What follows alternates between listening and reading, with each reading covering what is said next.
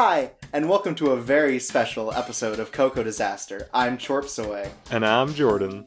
And it's time for the most prestigious anime awards podcast award show, maybe of all time. The world is awaiting.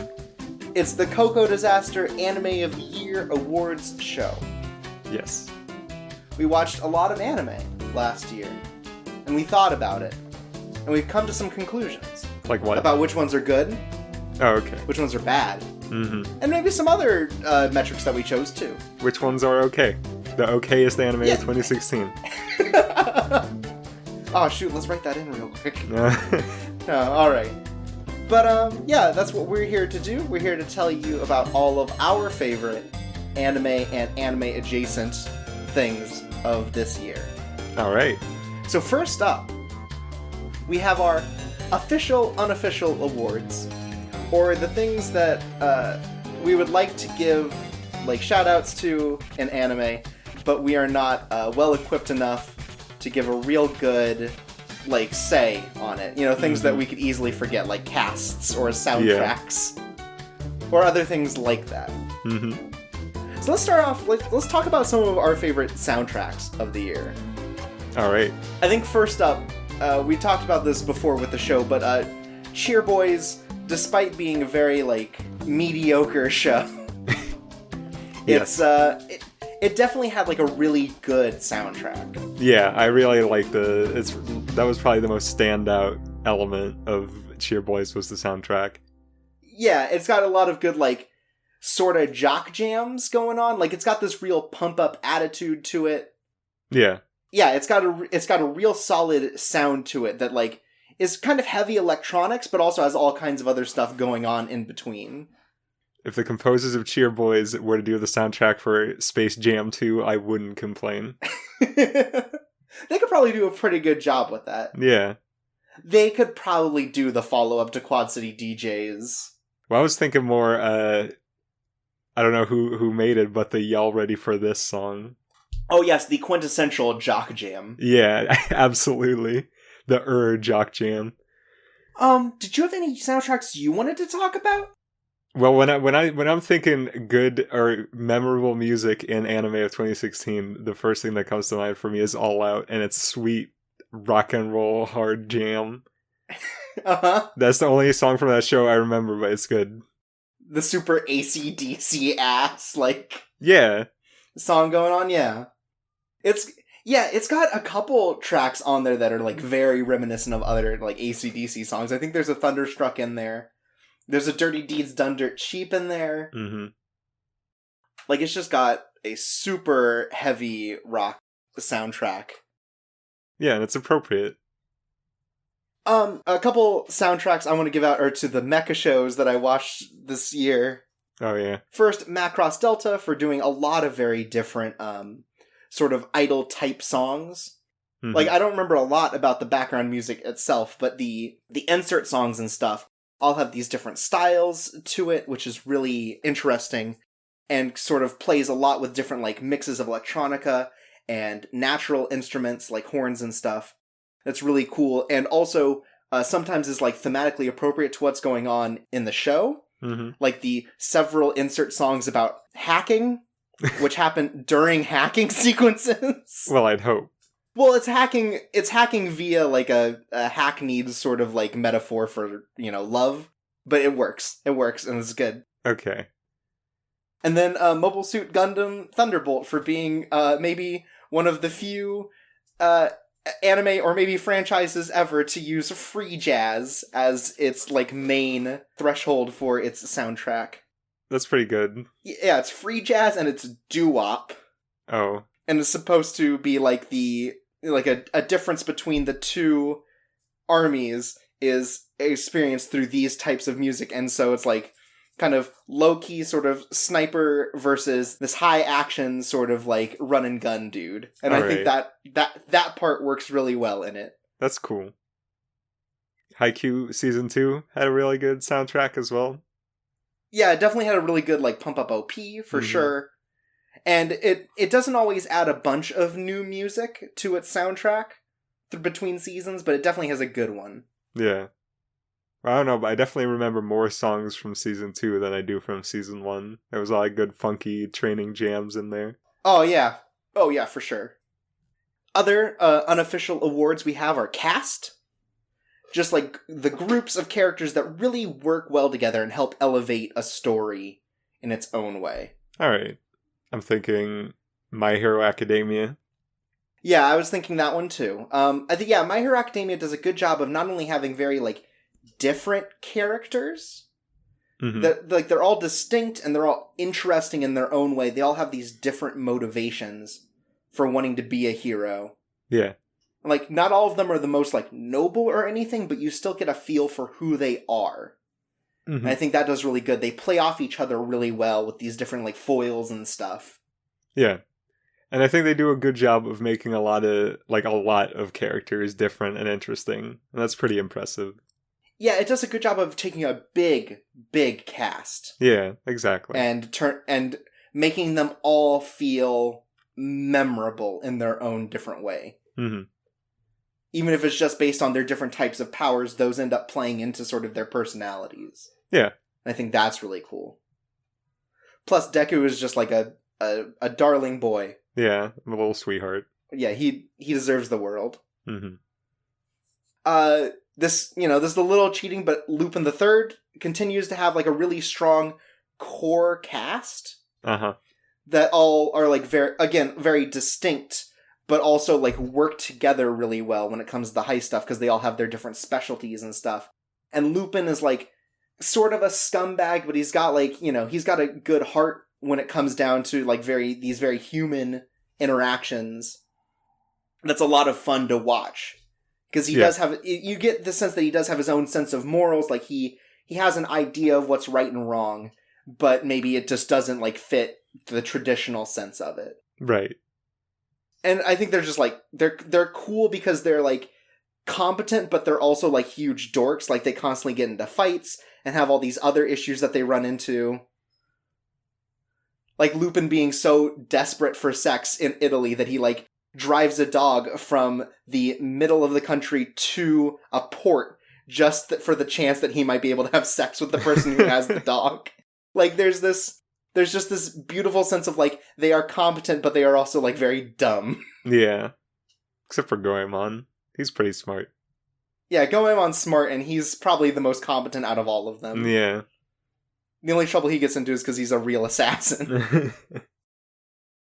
The Final Fantasy 15 anime. Oh, the Brotherhood. Yeah, by virtue of being attached to Final Fantasy 15, had a really good cast, I think. Yeah, and I think I'm like super into the whole like multimedia thing that they're doing. Uh-huh. And I know a lot of people aren't. Yeah. But like I think that Brotherhood does a good job of like humanizing all of those characters in a way that like if it were in the middle of a game would be like pretty bad. Yeah. Absolutely. Just the way it does like huge, it's basically like one huge cutscene that's just like backstory about why they interact with Noctis. But I think that it's got some really good stuff to it. Yeah. I thought it did a really good job of like, I don't know, adding a little bit of humanity to the characters, which even in the game I think are fine, but I don't know. It's just that little bit extra that's really nice. Yeah, for sure, because it's a lot, because it even gets into, like, stuff that, like, anime doesn't usually talk about, which is, like, with Prompto's backstory. Yeah. Where he starts out as kind of overweight and antisocial and uncomfortable and kind of betters himself for not only his own, his own benefit, but because he wants to become a better person. Yeah. Or, what he considers a better person. I think that's really good, and then so are the other stories as well. Yeah, that was definitely my favorite story, I think. Either that or Noctis learning to take care of business with Ignis. Those were my two favorite episodes, I think. Yeah, that was good too. And I think just like there are good like moments that give you like a real insight onto the characters that like don't even have to do with their backstories or really anything else. Like the scene from the first episode where while Ignis is speaking to the other group, people in the team, Noctis is just like taking the vegetables off of his hamburger and putting them on Ignis's. And even as Ignis looks over and like is like, hey, stop that, he continues anyways and puts the other tomato on. And I think like that's a real good sense of like a camaraderie going on. That's visual storytelling. Yeah. Then in the last unofficial award, we have properties we'd rather not exist. This is distinct from worst anime because in a lot of these cases we have not watched these at all, just because we find that subject matter like, you know, bad or reprehensible in some way. Mm-hmm. See, the thing about this category is that I'm not really thinking of all the stuff that I consider morally reprehensible, because all that stuff bleeds together for me, and after the season is done, I can't really think about it anymore. To me, the stuff that that comes to mind is Honda-kun, which is such a bizarre selling out of a really good intellectual property. You know, that it's just like, man, why'd you have to do this to Barakamon? It's such a shame. Yeah, I guess that's a different angle to take it from, because like it doesn't always have to be stuff like really deplorable, like a Super Lovers or whatever. It could just be stuff that misses the mark so much that we don't even know really what the idea was behind it. Yeah. Or PSO2 online. Wait, that is already online. PSO2, the animation, you know, which is just like the biggest bizarre Orwell nightmare of a marketing trap. I don't know. It's terrible. Literally just people playing Phantasy Star Online and going, wow, this rules. And having a great time. But also it's like garbage. Yeah. Because it doesn't even get into the parts of the game that like people think are fun. It's just like, oh man, I sure did love doing this thing in the game. Like it's very robotic in the way that it's like a sellout. It's amazing in that way, but also terrible. Yeah, it's so like corporate and gross, but not in like, it's really obvious, but it's not right there on the surface. It's like it has a surface of gleamy anime prettiness, but you can see the cracks of gray coming through. That's terrible. I'm trying to think if there were any other big, like and I think this is not a thing I don't want to exist, but as a counterpoint to the PSO2 thing, there's that Hagane Orchestra anime, which just came out, which is like a short series about a mobile game, and they really play into the fact that it's an advertisement. Okay. By just making the show about getting people to play the game. Like, they literally talk about in the anime, how are we going to get people to do this? And, like, coming up with gimmicks and stuff in the episode. That's pretty good. So I think if you're going to do advertisement, you have to go whole hog in some direction. Yeah. And PSO2 seems like it's the sort of thing where it's like, it's halfway there, but then stops and forgets to be, like, interesting. Yeah. It's just, like, what would that be? Like it's like a 4 or 5 hour commercial that's just people going at a computer going, wow, cool. Wow. And that's where, you know, that's the real issue there. And I think that's everything for the unofficial official awards. So next up are our official awards. These are the ones where each of us have come up with a top 5 list as well as a winner. And each of us will go over our individual nominees before going into what we think wins. Yes. So to start off, we're going to do the best OP of 2016. Best opening song for whatever reason, whether it's like just a really good song, whether it works with the series in general, or what have you. Yeah. So you start this off, Jordan. Okay, well before I start off, I want to quickly say that we don't have a top 5, we just have 5 nominees. Yeah, I guess we have a top 5 unlisted and a number 1. Yes. And I took very good care to make sure that it's not obvious every single time which one is my winner, just from the order that they're in. Right, I also did that. Okay, good. Alright, starting off with best OP. First up on the list we have the Erased OP, which is Riri or Response by Asian Kung Fu Generation. This is, I think, it's just a really good song to begin with. Like, it's just a nice punk rock, J-rock jam. Yeah. But I especially like it for the animation, and especially because, I don't remember what episode it was, maybe it was episode 10 or 11, but there's one episode where they cut Satoru out of the OP entirely, like both his old and his young version. I think that's the one where he's like, he had just finished drowning in that lake, right before the time skip. Right. Yeah, it does a really good job of changing, and I think it's like, the motifs work well with it, like the whole like, kind of like, film aesthetic that's going on. Yeah. Like kind of burning him out of the picture. And also, here I have a question for you. When they show the lineup of the 3 women at the end, right? Mm-hmm. During the last couple of frames, it briefly flashes up the villain in the background. And it's really clearly the teacher. Spoilers, by the way. Was that was that there from the beginning of the show? I don't know. That's a really good question, because I didn't notice that. Yeah, because I saw that when I was looking at it on YouTube, and I was like, they can't have put that there the whole time, right? That has to have happened after the reveal. I hope so, because that would be very strange otherwise. But also, what I like especially about the one where they cut Satoru out of the opening is that it's clear that makes it clear that he doesn't actually interact with anyone in the OP. Like, even his kid self is there with all his friends, but he doesn't, like, no one looks at him ever. Yeah, he's just sort of there. Yeah, and I thought that was neat. Mm-hmm. And then I like the way it just sort of, like, jumps into the chorus with very little build-up. Like, it almost catches you by surprise. That's neat. Like, even the visuals help with that, because they show the flood right before it goes into that big flood coming in, yeah. Yeah, and it would seem like maybe there'd be another shot of him, like, of the flood, like, sweeping him away along with a pre-chorus or something like that, but there's nothing like that. It just slams into the chorus. And then it's him getting caught in the film drome, and it's great. Yeah, it's a really evocative OP for sure. Yeah. Is this one on your list as well? Or yes. Okay. Did you mention that? No, okay. But I can now. Okay, so I guess we should say, if it's also on one of our other lists when we're going through, we'll say so. Yeah. Next up, I have Dimension W with Genesis by Stereodive Foundation. That's also on my list. Alright. So I don't remember when exactly, but at some point I mentioned that this song was really similar to the Gangsta opening Renegade by the same artist. Yes. And I said that Genesis was worse than Renegade.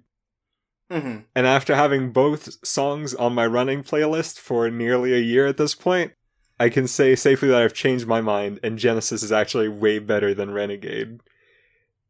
It's more pump up, it has the better chorus, it has the cooler sample, and it has the cooler lyrics. The breakdown, I think, is better too. Yes, absolutely. Like, the breakdown in Genesis still has this, like, real sense of action to it. You know, you still feel pumped up. Mm-hmm. And with Gangsta, it's a real, like, cool down, which also works. Yeah. But with Dimension W and what that show is trying to sell, I think it works a lot better, because even during the breakdown, there's, like, that sick highway chase going on. Yeah, that's really good. The only bad thing about this OP is that at the very end of the visuals, they show the main character's face embedded in a W, but the last sound of the opening is Y, and that's messed up. That's wrong. And I like the part where he dances right as the beat breaks down. We've mentioned that before. That's great. Yeah, look, it is a standout moment because he's such a no-nonsense character in the show, but for the opening, they've just got this part where he does a sweet street dance to this. Yeah. To this, like, this build-up. And then he picks up the camera at the end. Yeah, he's got that thing where he puts his hand on the lens.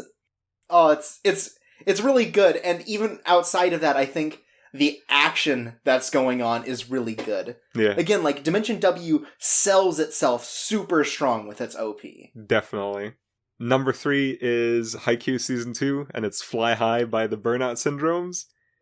This is also on my list. Oh my god. Chorps were so in sync.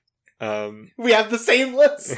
NSYNC not appearing on this list, by the way. They didn't do an anime opening for a change. So it was really hard for me to pick between this and Hikari Are from Season 3. Right. Because we don't want to just fill this list with Haikyuu. Oh, yeah, exactly. And I knew, like, one of the two wasn't going to make it, and in the end, this one did. which I think is more based on the strength of the visuals. Because for Mhm. Hikari Are, it's a lot of the characters just like standing around slamming that ball on what is mostly like a black court without even any opponents on there. And, you know, with Mhm. Fly High, they're like actually playing a match and it pumps you up. And I think like they're both really good pump up songs. Yeah. And if we were talking the full version, then I think Hikari Are would have won because Fly High has a really bad, like lame guitar solo, and Hikari Are has a really good combined tapping and sweep picking guitar solo. Mhm. But it's not. We're talking about just the OP, the TV length version, and in that sense, Fly High is the better one, I think. And there is something to using the same band twice for the opening, where like the first one definitely feels more memorable, especially because like the other openings for Haikyuu were never quite like Burnout Syndrome's. Burnout Syndrome's has this really like not gritty but very like unproduced in a way sound. Yeah. Like it feels kind of raw. Yeah. In a way that the other songs that Haikyuu uses don't. Yeah, Spy Air was definitely more of a pop rock band than Burnout Syndrome's is, which is closer to indie, I think. So I think that worked out a lot better for it too, because it just makes everything feel more intense. Mm-hmm. And then number 4, this is sort of the weird surprise pick, maybe. It's, oh my god, here I go pronouncing this.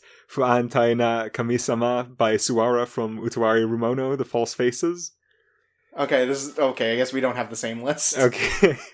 Well, I know for a fact my Damn. last one isn't on your list either, because you openly talked smack about it on the show. Did I? Yeah, but first we gotta talk about man. this one. Right. So I talked about how I kinda like this when we were talking about this show. And after re-listening for it during our big OP and ED marathon, I realized that this is actually just a super good jam, and it's a really good and varied one too.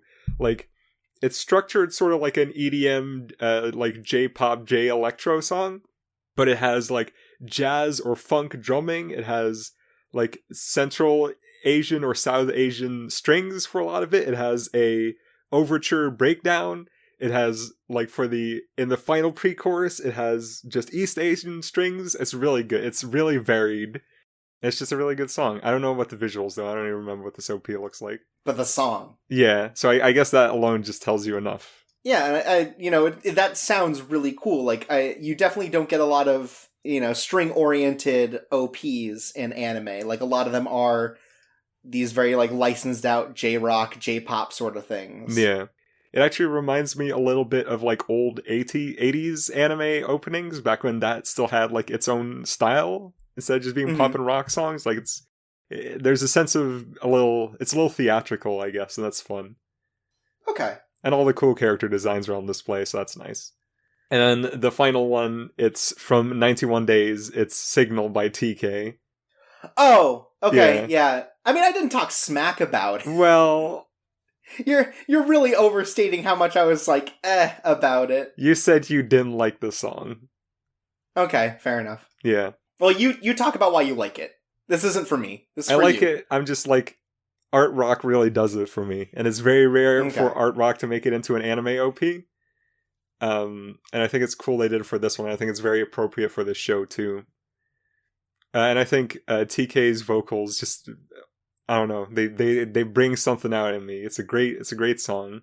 I mean, yeah, I do get where it fits in thematically with everything. It does fit the genre of the show very well. Mm-hmm. So that's my list. What about yours? Okay, well, I've got Haikyuu, Dimension W, and Erased also on my list. Mm-hmm. So then the two that haven't already been stated, I have the Kisnaver OP, Yes. Lay Your Hands on Me by the Boom Boom Satellites. Uh-huh. First of all, good name. Yes. But also the Boom Boom Satellites are like a pretty strong rock were a pretty strong rock group. And Lay Your Hands on Me is so not that Yeah. that is sort of fascinating as a thing. Like I think it was their last single, and Lay Your Hands on Me is this very like sort of like wall of sound, sort of almost like ambient in some ways. Yeah. Sort of like electronica thing that's really cool. And also the melody is extremely Take On Me by Aha, Yeah, which it is fun. is. But also like the visuals for Kisnaver as an opening are like it is very unique in a lot of ways, the kaleidoscopic effects, Yeah. and the way that it overlays the characters on what is effectively just a kaleidoscope of different shapes and colors. And I think it's sort of fascinating in that way, because you don't see as many, like, abstract OPs. Like, all of them play into the show in some way, and that really just doesn't. Yeah. But it's very effective. I think it's very effective as an OP. Yeah, I think it's a really good one. And then last up is the OP from Flying Witch, which is Shanranran by Miwa, featuring 96 Nico. And I was like trying to figure out which slice of life nonsense OP I was going to put in the in here, because it ultimately came between this and the one from Sweetness and Lightning. Okay. And I ended up on this one not only because I really like the song. I think the sort of like electronic and like sort of banjo combination is like really charming in a way, because it still feels like sort of country. Yeah. You know, because they're in, you know, the boonies or whatever. But still like feeling like upbeat and fun, and like fitting into sort of the wonder of the magic of Flying Witch. Mm-hmm. But also, I'm a real sucker for when the characters in the OP interact with the song in some way. And it not only has a bit where like characters sing along to it, but also has moments where like they're doing a dance to it and they're clapping along with the snare beat during the chorus. And I think that that's just like a lot of fun and very charming. Yeah. And it doesn't just focus on, like, the human characters and stuff. It also brings in, like, what was it, like, the Arbiter of Fall and stuff. And, like, he's just there doing a sick dance, and it's like, oh, cool. Like, there are a lot of fun moments to it, and I think that was, like, one of the first things that, like, really grabbed me about Flying Witch was its opening. So that's why I put it on. All right. So let's go, since you went first, let's also say your best OP of 2016 first. All right. For me, the best OP of 2016 was Signal by TK from 91 Days.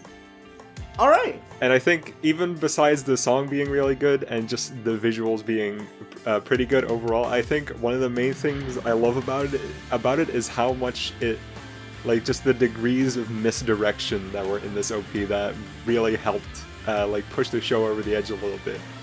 I feel like the last 20 years of long-running shonen anime have conditioned us to think that the OP spoils what's going to happen in the show. Like, you watch the OP from One Piece, you see all the characters fight, you know who's going to fight who in the next season, right? And you know who the villains are and the new characters, and you see all of them ahead of time. Yeah, exactly. And then with this OP, they do a couple things, like, they imply that the final confrontation is going to be Bruno and the other guy in a room, like, having a big talk. They're mad. Bruno probably killed the guy's entire family, and they're going to have a shootout. Yeah, there's like a standoff sort of thing going on. Yeah, and in the end, that's, like, until it becomes absolutely clear that that's not how it's going to go in the show itself, it could still be like that. And then when in the end it turns out that they're both just kind of broken down and tired, and the final episode is them together just talking about how it all went down, that's great. And I think that part of the show wouldn't have been what it was without the OP implying that it was going to be something else. Right, something much bigger and grandiose is like a final showdown, and it just turns out that, like, they take a road trip. Yeah. And then there's also the fact that, I don't remember what his name is, but Bruno's friend, the blue-haired guy who was making the booze, Cordio? Yeah. Yeah.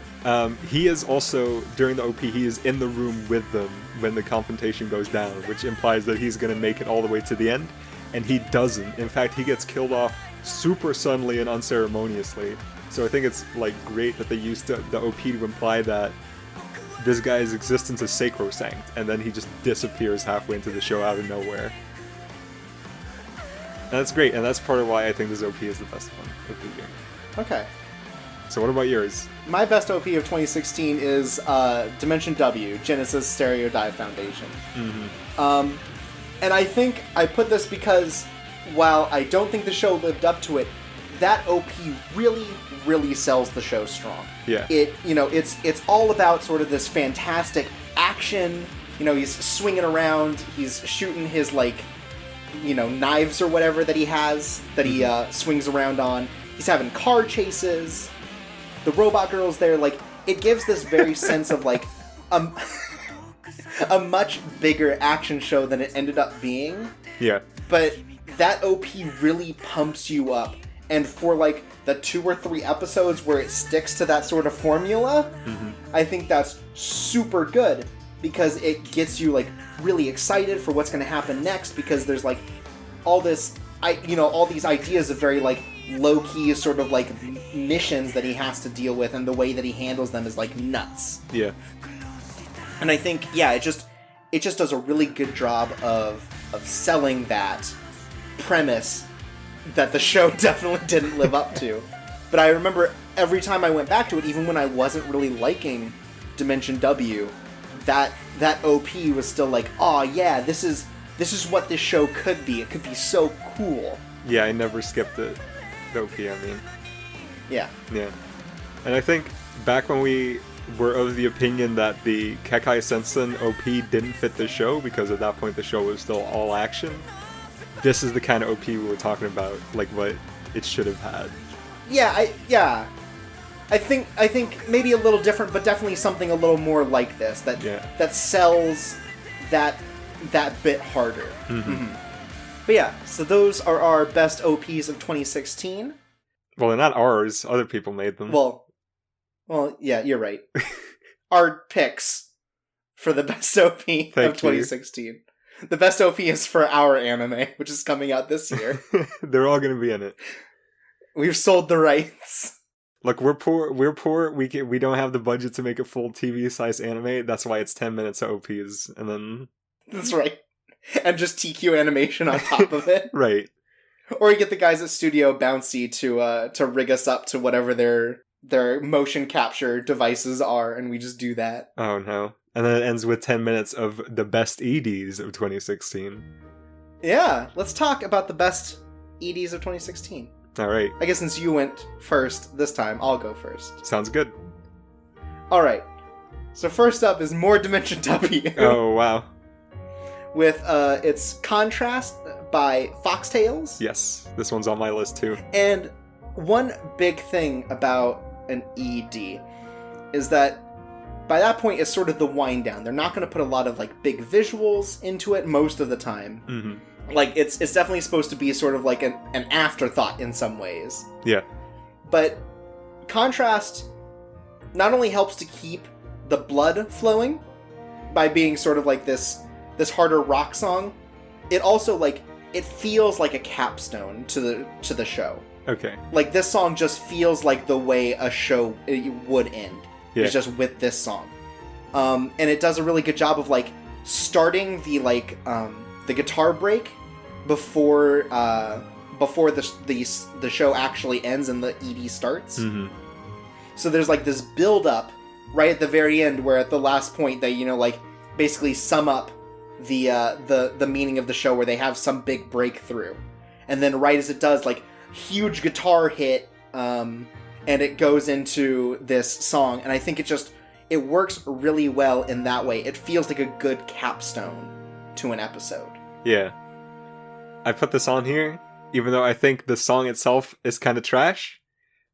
I put it on here solely on the strength of that first bar of delayed guitar that just... Yeah, that guitar break is super good and definitely is like a good start to that whole ending, because it does just have like this good build up to it. Yeah, because I think the best EDs are ones that keep the feeling of the end of the episode alive.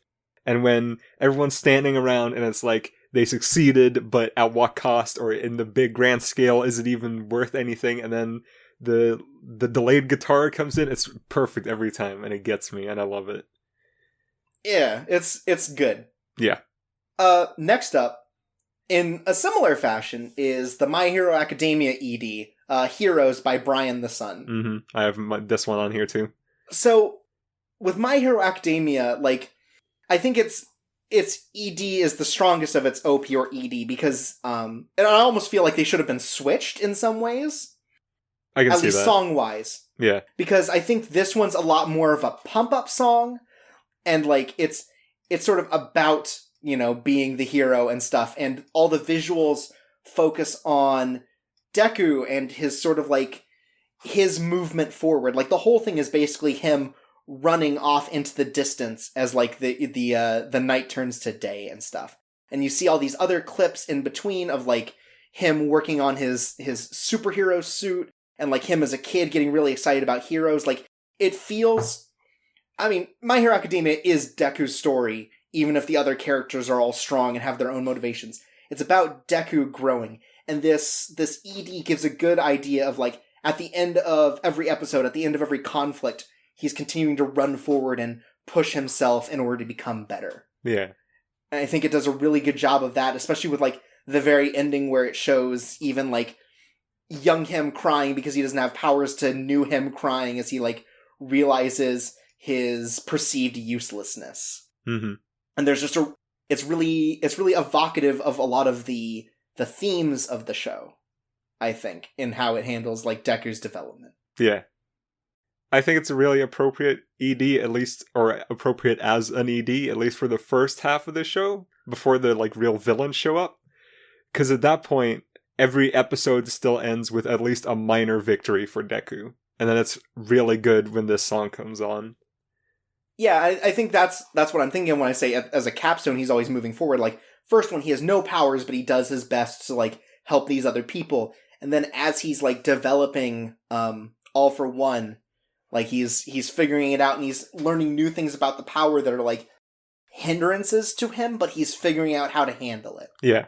Then I have the Haruchika ED, Kuso Triangle by Chocho. Okay. And I like this one for a very similar reason to the Dimension W one. I think it works really strong as a capstone, not only because it has like a very upbeat like piano opening that leads in from the end of the episode into the ending proper. Yeah. But also it's like the visuals are not super exciting, but it has Chico walking home like after school at the sunset. And then Haruta runs up and like joins her, and they have this like silent conversation while the music plays, and you can tell that they're going through all these different emotions. Like at first it's like, oh hey, you're here, and then clearly they get into some kind of like argument or dispute about something, and like Chico's really unenthused about whatever. And I think it just works as a really good capstone because each of those episodes is a single mystery, and by the end they've solved something, and it feels like, oh, after this hard day they're going home and they've finished whatever they were working on. And I think that's what really sells it for me, is it feels like a closer. Yeah. And I think the song is really good because it builds really well. Like it starts out just this sort of like piano stuff and vocals, and then like as like Haruta makes it into the scene, like these like electronic drums hit, and then the like chorus hits, and it's all this other stuff and like electronica stuff on top of it that just really feels good. I really like that song.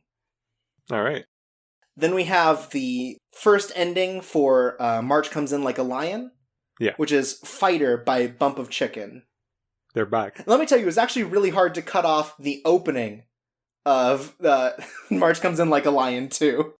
I think that first OP and ED selection is just a real banger. All right. Like, they got a good set of songs from Bump a Chicken for both of these. And I think, like, so, we've talked about March Comes In Like a Lion. I think the imagery that this first season uses really, like, works with the ending.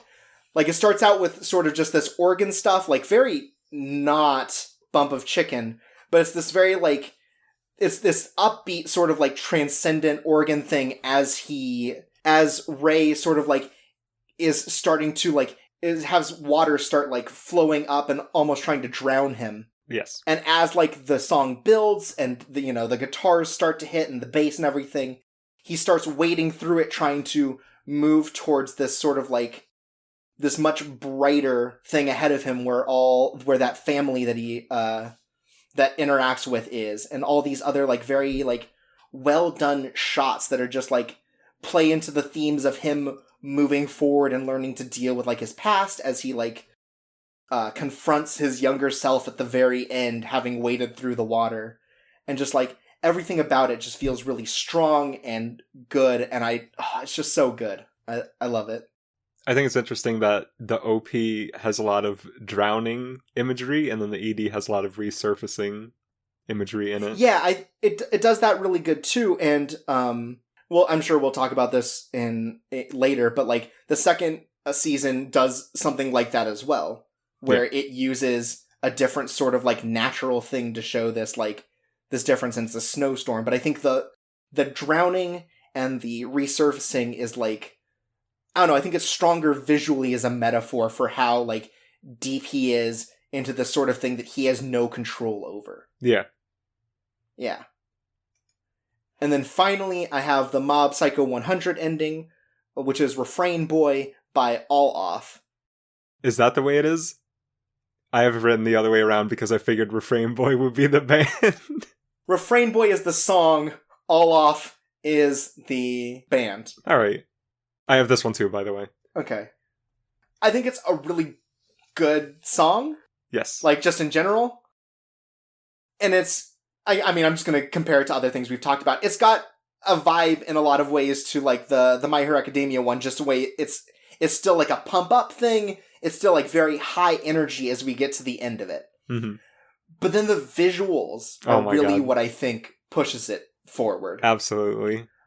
Like, it's this glass painting thing going on. It's, like, so distinct from everything else. And it doesn't, like, lose any of its fidelity by being there. In fact, I think in a lot of ways it, like, improves on it, because there are these, like, fades where you can see they just, like, wiped the paint on the glass. Yeah. To try to kind of move things forward, and there's all kinds of other stuff constantly moving with each different frame. That just, it's so good. It is. I love how it's, like, it starts out, it's just, like, average day, Reagan wakes up and does his stuff, and then as he meets Mob, colors start flowing in. Mm-hmm. Like, you know, really playing into who the real main character is by, you know, giving this real sense of, like, this is where things happen, this is where the action starts, is when Mob shows up and they have all these colors fade in. And it's just super cool. The style is fascinating, and, like, it's, you know, I don't think any other show has done anything like that. Yeah, I if there is, then I wish I'd know about it, because it's a really good ED. And those are my 5 picks. All right. Well, there's still 2 left on my list. The first is... So go over the ones that were also on my list real quick. That's Heroes by Brian the Sun for My Hero Academia. Contrast by Foxtails for Dimension W. And Refrain Boy by All Off for Mob Psycho 100. I had to really think about that one for a sec. And still left, I have I Want You by Savage Garden for Diamond is Unbreakable, JoJo's Part 4. Because you just can't beat I Want You by Savage Garden. If it's in an anime in a year, it's gotta be in the best ED or OP list. Because here's the thing, Savage Garden, not a very good band. No. Truly Madly Deeply sucks. Okay. Sucks. But yeah, but this song? This song's really good. Yeah, I love I Want You. It's a great song.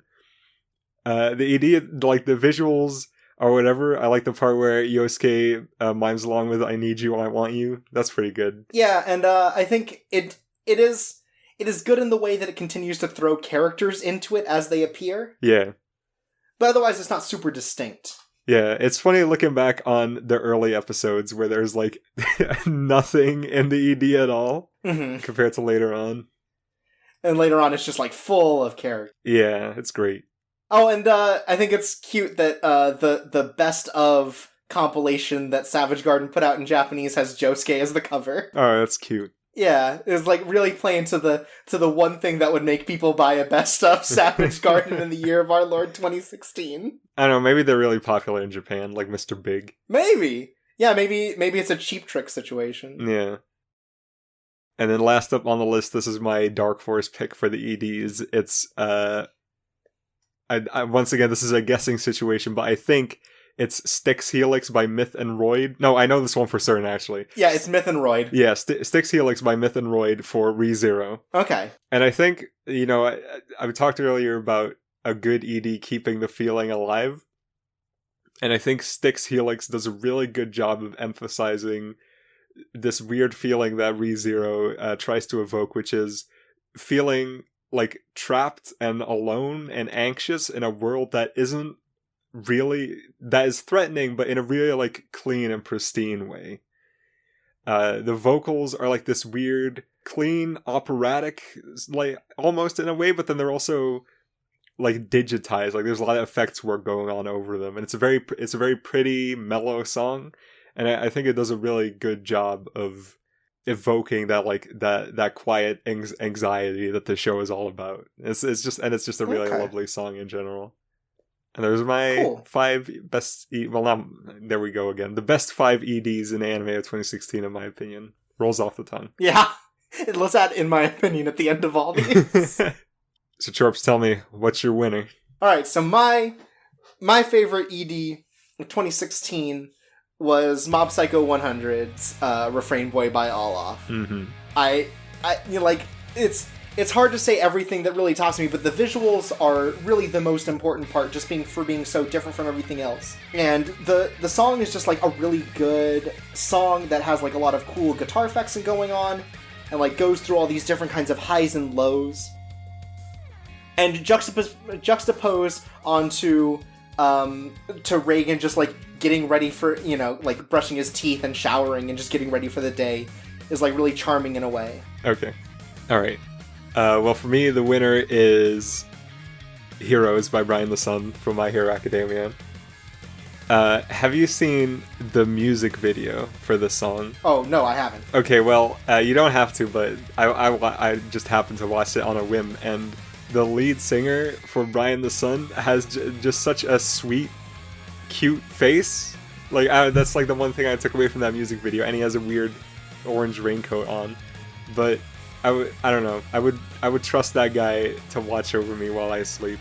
He is my hero, I guess. He's kind of got hair like a Deku. Yeah, a little bit. It's sort of unruly. It works, mm-hmm. And I think after pretty much every episode of this that we watched, I said, "Man, what a good episode!" And I think any really good ED should do that to you. And that's why it's my pick for the best one. Yeah, I get that, because like at the end of every one, you just want to feel like, yeah, that was good, and it's a good upbeat song to go. Mm-hmm. Yeah. Speaking of going, yeah. Let's talk about our biggest surprises of 2016 in a positive way. Yeah, in this one, it's all positive, just like either shows that we didn't think we were going to like and were very surprised by, or just like elements of a show that really stood out and like made us rethink about our thoughts on the show, that kind of thing. Mm-hmm. So let's start it off, Jordan. All right. The first one on the list is Erased. Okay. And that's because when we were going into the show, we didn't know, like either of us or even Future Fan didn't really know what to expect. Yeah, we didn't know like anything about it besides its very base premise. Yeah, you were a little suspicious about it based on the premise alone. I was a little more like willing and open to it, but that's because I thought the key art looked good. I was like, if the key art is that nice and clean, then it's gotta be a clean, good show. Right. And it turned out what we got was a really like damn good, solid piece of anime, and it's. It was the whole package. It wasn't just a good story. It was really beautiful too. It just ended up being fantastic, and I wasn't even sure if it was going to be an okay watch, let alone maybe one of the best anime of the year. And that's why it's on this list. Okay. Is it on yours too? No. Okay. Then number 2 is Girlish Number. This is not on my list, but I want to talk to you about this. Okay. Well, last year, I think it was last year. Yeah, it must have been. I watched Sorega Seiyu, and I thought, alright, that was an okay show that I liked, but I didn't love it. I don't think I need another one of that in my life. And just based on the premise of this, it seemed like it was either going to be just really run-of-the-mill and okay, or it was going to be like a really weird, uncomfortable watch. And the art style didn't really do it for me, so I figured, I can let this one slide. Even though I like silly, cutesy anime, I don't think this is going to be the one. And what we ended up getting was, like, a really funny and interesting and, like, vicious take on the anime industry and voice acting in general. Yeah, I think my biggest surprise was finding out it was by the same person who did my teen romantic comedy Snafu, which is like, oh, this isn't just like a show about voice acting. This is going to be like a really harsh look at the industry, isn't it? And Yeah. it absolutely was. And I think in a really good way, like it is vicious and it's critical, but it's never like mean-spirited towards the industry in general. It's just like, oh, this is how it is, and sometimes it sucks, but this is about characters kind of overcoming that. Yeah. Except for the licensors. They're always bad people. And it's surprising how much they like round out the cast in 12 episodes that like still leaves plenty of room for development, but shows that all of them are developing in some way or another. Yeah. Then number 3 is Battery. Alright, I also have this on the list. Alright. This is a show where, once again, I had no idea what it was going to be like going in. It's based on a book, so there was no manga that I could read beforehand or anything like that. It's based on a children's book, even. Like, yeah.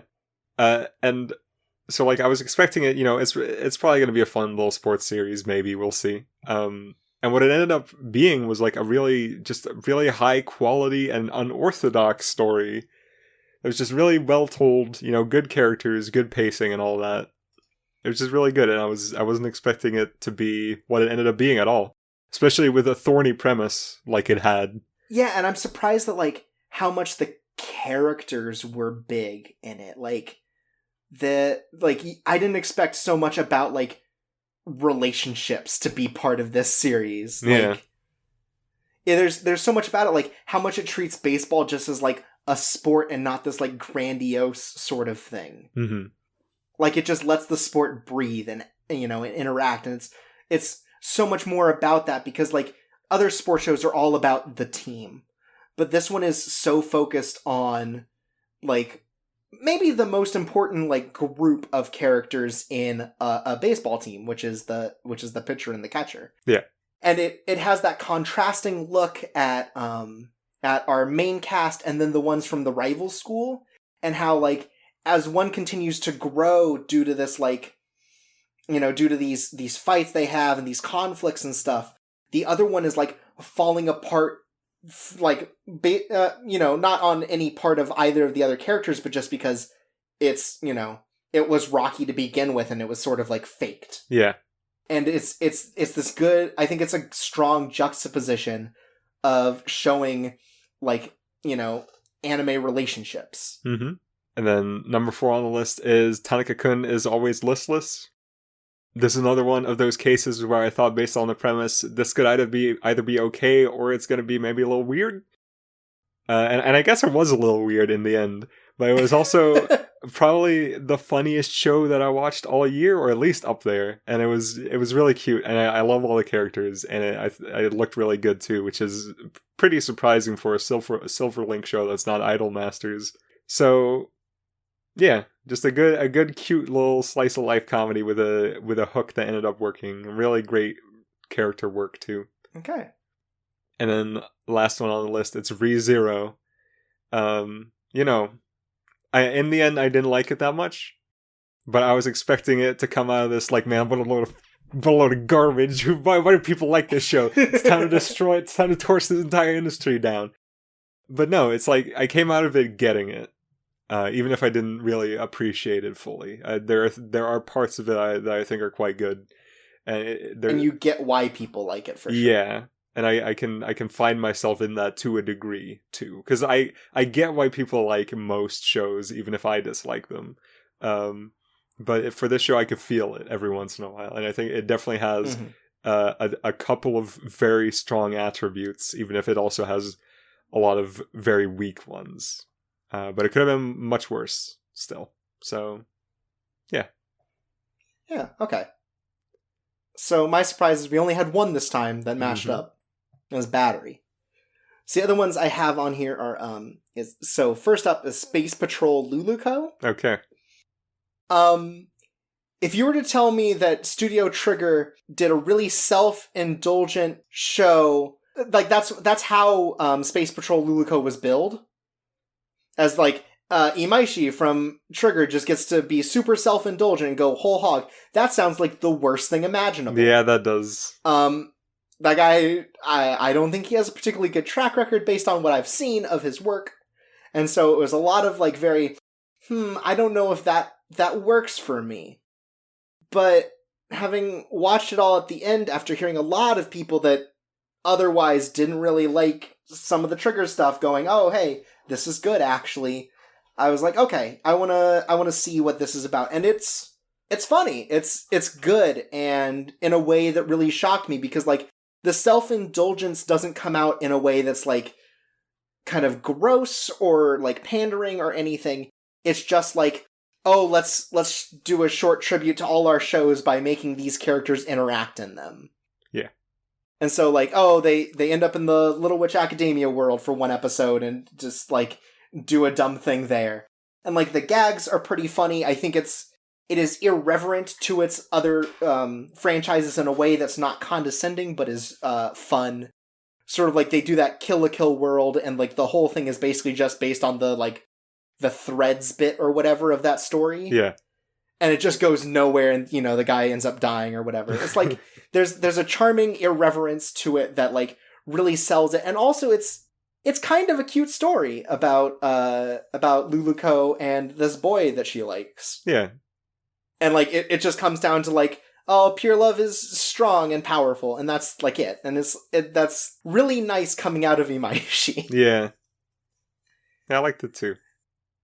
Yeah, and it was just a big shock to me because like there's no way this show could have been sold worse for me, I feel, and it ended up being good. Yeah. And then she high fives Akko at the end. Yeah, and that leads to the Little Witch Academia TV, and that's the best thing about it, is that it gave us Little Witch Academia, the TV series.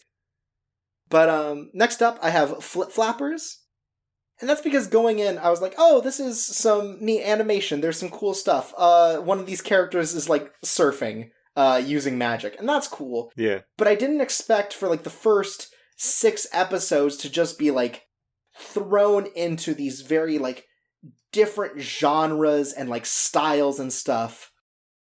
Kind of in the same way like with Space Patrol Luluko, they go to different like worlds based on other franchises. This really plays fast and loose with genre. Like, you know, the first one they go to is sort of this just like snow-filled wonderland. It's a very like nice sort of sweet moment. And then like, oh, they go to Mad Max world and there's this huge there's this huge like fighting sequence, and then it plays into this like super magical girl stuff, but also kind of Gurren Lagann in the way it handles it, because they shoot the giant cannon and stuff. Mm-hmm. And then there's the horror episode where, you know, they get stuck in a school and have to find their way out, getting forced into like this routine. Like it's so cool how much just goes on in that series that really shocked me in like, because I felt like it worked each of those times that they did a new world and they tried to like show something new and do something different with how they were doing the episodic nature of it. Yeah. Like it never felt like they were doing the same thing over and over again, and that was what was really cool. You know, it might be difficult to remember because it was a while ago. If you look back to the initial context of the show being announced, it was announced basically back to back with other silly name anime handshakers. And back then, everybody was like, wow, both of these shows sound like garbage. I'm not going to watch either of them. And then Flip Flappers ended up being pretty good, unlike the other one. Right, let's not talk about that one. No. That's for next year. I think Flip Flappers just does a good job of being a lot of different things well. Then I have My Hero Academia. I don't really like superhero narratives. Okay. I like, especially in Western stuff, like something about it just like doesn't grab me. And so I didn't really expect to like My Hero Academia. It's like, oh, it's a shonen thing that other people like, but this isn't the thing I like about like shonen. Yeah. But I think My Hero Academia does a really good job of not making anyone feel overpowered. Which maybe is the big thing I have with Western comics, is it always feels like in a lot of ways they're untouchable. Okay. My Hero Academia gives you a bunch of characters that have one singular power, and all of them have their benefits and their weaknesses. And I think that's a big thing about it, is like making it feel like there are limitations to each of these powers. Kind of like a Darker Than Black sort of thing, which that's the part I found interesting about it, is like just the way it handles that is really cool. And My Hero Academia it's a bunch of very charmingly written characters interacting with each other, and you get a feel for all of them that's really good and strong. And yeah, it was really good. Like, I think some of the stuff in that last arc from that anime was a little iffy sometimes, but like, I always was rooting for the good guys to win, and it felt, when they succeeded, I felt good about that. Like, it's one of those things where I got into it, like in kind of a big way near the end. Yeah. And I thought that was really cool. I feel like you putting this on the biggest surprises list is like a personal attack on me, because I vouched for this show a lot. You did. Does that mean you didn't believe me? No, I believed you that it was good, but I just don't like superheroes. The surprise is that I got into something that is a narrative I don't really care for. All right. Like, it does a good job of blending sort of the Western style, like the spandex suits and stuff, and like with a good sense of like development for these characters in a way that isn't just like, oh, Superman always wins or whatever. Mm-hmm. Like, even its Superman equivalent, like All Might, has some pretty big flaws, and like, it's a big deal to see sort of these characters that are like, fallible. Yeah. And then the last one is Kabaneri of the Iron Fortress, because I don't like Attack on Titan, and this is basically just that, but good. Yeah. Kabaneri of the Iron Fortress like immediately like gives you like some real like just like shitty characters, but shitty in a real endearing way.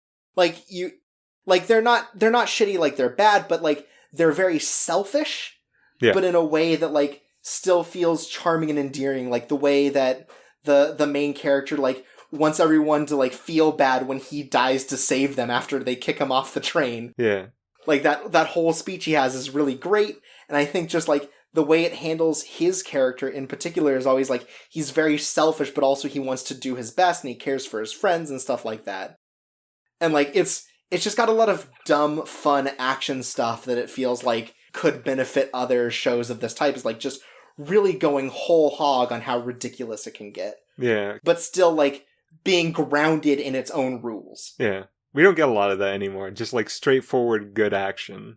There always has to be something to bring it down, I feel, in a lot of action anime nowadays. Yeah, and like they do the whole thing at the very end where it's like, oh, you're gonna power up super strong, but you're gonna die, and he's willing to go through with it. And then he just like fucking stops a train right in its tracks, and it explodes in the middle of the air for no reason. It fucking rules. Kabaneri is like dumb, fun action in just the best way, I think. All right. Yeah. Are you sure that was your last one, by the way? Because I could have sworn you just named 3. No, I named 4 and Battery. Okay. Flip Flappers, Battery, Lulico, My Hero Academia, Kabaneri. Yeah, that's 5. Okay, I had to do the math because I'm 2. I know we have different answers, so you go first. All right, my winner is Erased because, like I said, I went into it not even being sure if it was something I would want to watch at all, and it ended up being just a slam dunk tour of the force of a show. And I don't know, I don't know what better example of this you could get. Even though the final 2 episodes were kind of, a bit of a mess. It was 10 5 out of 5 episodes, and that's good enough for me. Yeah, and that's all. And my winner is Flip Flappers, just for being like, I'm not particularly big into like a lot of the magical girl stuff. Like, that's a genre that in a lot of ways escapes me. Mm-hmm. But Flip Flappers combines it with all these different genres and outlooks and stuff, and like it's still very like in tune with that magical girl stuff. Like, they have these huge transformations and magic powers and the weapons and stuff, but it also is willing to play with all these other different stuff. Like, sometimes they don't even transform; they just do stuff in their regular forms, and that's the big part of the story, is all this like character driven stuff, and I think is very cool. And like, it's not dark, but it is very distinct in the way it handles itself, I think. All right, now for things to get really dark. Yeah, now for the turn on this last one, we have our biggest disappointment, of 2016. Mm-hmm. Whatever it was about the show, it failed to live up to our expectations in some big way and was not able to recapture our expectations. Or it just turned out bad, or we went in with a bad premise. Yeah. Take the lead. Take the poo-covered reins, my man. God damn it. Oh, I see why you wanted to go first, so I could get all the bad ones first. I never said I wanted to go first. You let me go first. Anyways, the biggest disappointments of 2016, for me. Mm-hmm. First up, we have Dimension W. All right, I have this one too. A little bit came out of it while we talked about the OP. Dimension W has a real strong start, and I think a premise that works really well, of sort of like a guy who hunts down basically like illegal robots. Yeah. And it's very cool in that way. It sets up this very like episodic look into sort of like, oh, we have to get back these illegal coils or whatever from these different gangs that are using it for, even if they're not bad purposes, just like purposes they clearly shouldn't be because these things are illegal. Yeah. And it sets up like the sidekick, who's this robot girl, and given that the main character really hates sort of new technology, it plays well into his character, and there's the possibility for development there. And then like the main plot happens like 3 episodes in, and it just stops. Yeah. It just kind of loses all of that interest because it gets so big into this like larger than life plot, and then gets into like 2 other larger than life plots. Yeah. Like, Dimension W has way too much story front-loaded into it, where it needs time to breathe. Like, let me get introduced to these characters before you go like, oh, here are the illegal coils that give him PTSD because it was from this horrible thing, and they're like super coils from before everything happened. Like, give me some time. Oh, Dimension W had a lot of promise and just like could not live up to it. After multiple tries. Here's how I felt about Dimension W, and it's really weird because I don't think I've ever felt like this about another show, or at least another anime, and that's that it feels like a pose. Like, it doesn't feel like what Dimension W sets out to be is something the original author of the manga wants to write, because it clearly wants to be sort of like a darker than black, or maybe even a Cowboy Bebop, like, you know, hard, cool dudes in a rough and tough and future world just trying to do their thing. But then you have, like, the cutesy robot idol girl and the silly superheroes and the, like, weird plot lines. And it doesn't end up being what I feel like it was meant to be in a very strange way. Like, the author thought other people would think something would be cool, or think something is cool, but either doesn't know or doesn't actually want to write that and go whole hog on it. Mm-hmm. And that's how I feel about Dimension W. It's just, ugh. Yeah, it is just what a miss. Next up, I have Brave Beats, which is a show that basically went untalked about. I think mostly on this show and everywhere. Brave Beats, in a lot of ways, felt like a follow-up to Tribe Cool Crew, which I thought was super cool. And a series about street dancing for kids in a way that was, like, really easy to follow and a lot of fun, but also had a lot of heart to it. Mm-hmm. And Brave Beats was 100% a follow-up to that. It was the same studio, same art style, same general thing about street dancing. But it felt like it had a lot of filler.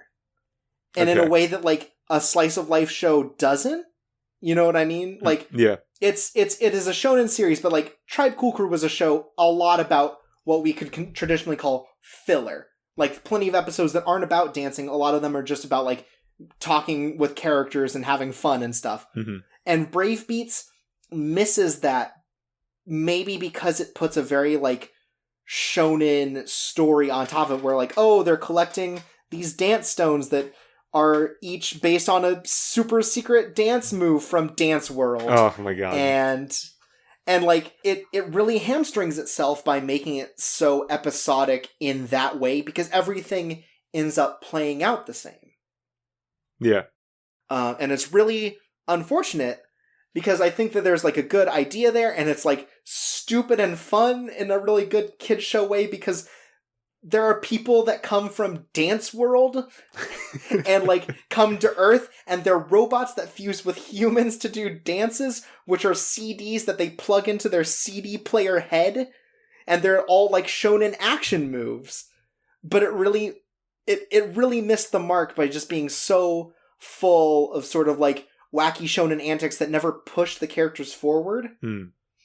Like, in the first half, they had, like, 3 episodes about how the main character couldn't trust the main Dancerian, which are the people from Dance World.